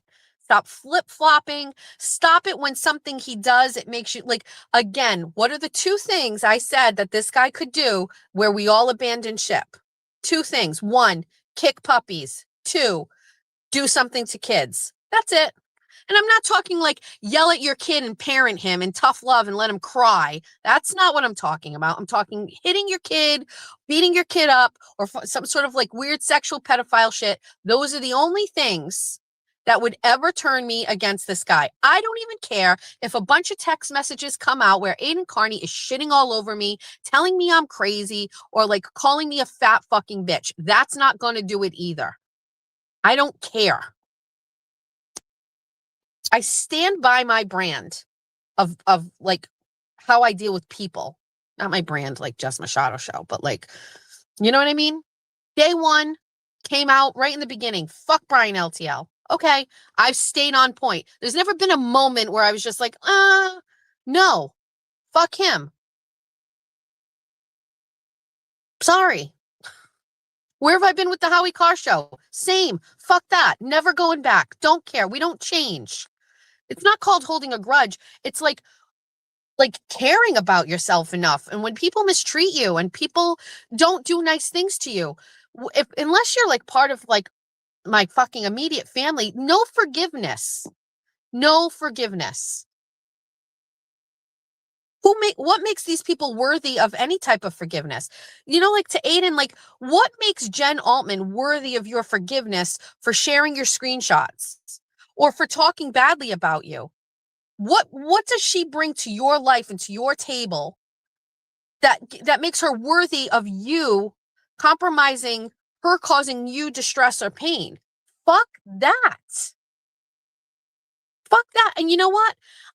I'm reminiscing about Courtney and Tina, okay? Courtney and Tina, I had a friendship with them. I really fucking miss them, okay? I really liked them. I really miss you guys would like them too. I promise you would have liked them too. I was loyal to Aiden and I cut off ties with them and I talked about them on the show, not in a favorable way, because again, she was behind this account. I personally thought Courtney was as well. I said my piece or whatever. A couple of weeks later, I sent them a message in a group chat and I was like, listen, I'm not expecting a response here. I'm just saying I really miss you guys. They both put me in my place and would be like, fuck you. At a minimum, I have respect for that because they were like, you don't get to apologize, you know?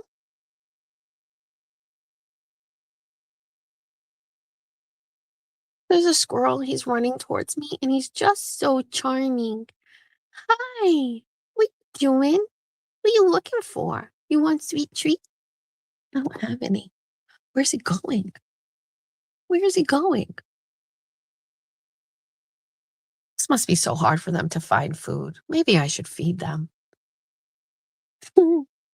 Anyway, I'm grouchy. I have to correct this. I know what I'm going to do. I'm going to dye my hair. I'm going to go inside and get a bra. And I'm going to go to Walgreens. And I'm going to get some box dye. I'm going to dye my hair. And then I'm going to take an everything shower. And I'm going to put on a new outfit. And then I'm going to... I don't know. I don't have anywhere to go. Maybe I'll go to the courthouse and look up some court docs. I need to be productive. Okay, we've got to go. It's 9:49. Good morning, Ben Rosa. Is it morning with a G and a K, or is it just morning with MIMORNINK? Morning? Which is it? Listen, can I just say something? This isn't my best 24 on 24. Probably said a lot of things I shouldn't have said. Probably could have kept some things to myself. But I can't help myself when I'm talking. I just can't help myself. Why is TT in the chat? TT, are you at work? I just popped in on quick. Hi, TT. TT's struggling to find a dress for Julia's wedding. She ordered one and she got it and she doesn't love it. TT, somebody told me to come pick you up and go to the casino. Are you working or did you take today off? Oh, she's in the office today. Okay. I cannot go get TT. TT, I might come over to the courthouse and look up some court docs. I will text you if I do. Okay, I might come by. If I do, I will text you when I'm there. Are the portals up today? TT? Like, is the system, I actually should have asked that. Is the system back up?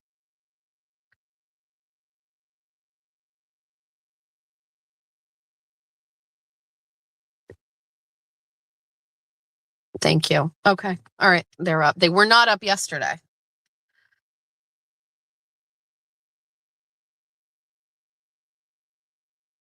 Okay. Everything is working. Okay. All right. I'm going to go. Maybe that's what I'm going to do, guys. I'm going to get up, go do my hair.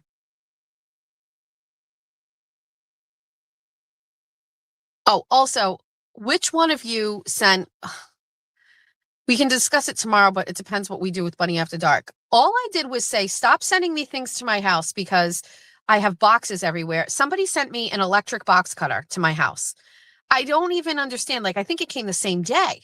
Like, all I did was say, like, oh, there's just boxes everywhere and I got to cut up this cardboard. And somebody do the sparkle magic wand sound. An electric box cutter showed up, which scared me at first because it's a tool with a sharp edge. But I tried it and it's pretty fucking awesome.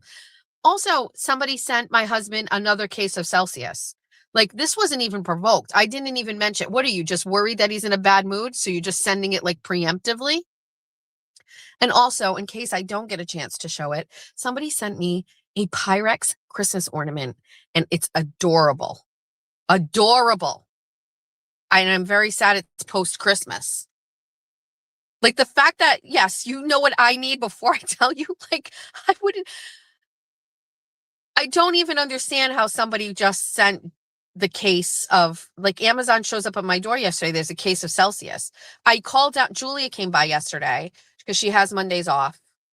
And she came by because I made chicken noodle soup and she wanted it. So we had lunch together and Amazon shows up and she's like, what is that? I was like, I have no idea. And she goes, I said, yes, people just send things to the house. She finds it absolutely hysterical. And I open it up and I'm like, I opened the door. Jeff's in the office and I was like, Jeff. And he's like, what? And I was like, somebody sent you a case of Celsius. He goes, no shit, like that. And I was like, yeah. He goes, do you know who? I said, no, I have no idea. There's nothing attached. And Julie's like, they just send him Celsius. I was like, this is the second time. Because one day I took one of his Celsius and shared with everybody that he had two and I needed one. And they sent him. I really feel like it's actually just taking care of me more than it is taking care of him because he's so grouchy. Thoughts and prayers for him if he crosses my path today. Just letting you know. All right. Seatbelt off. 9:53. Tablet, you're not even doing your job today. Couldn't even see the comments. Cyber Chick is back. Everybody good? All right. I see a super chat. Can't see it on my screen. It says 1999. I don't know who it is from. Thank you so very much for that.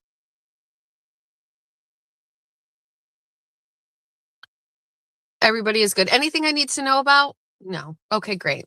I don't have my other phone with me.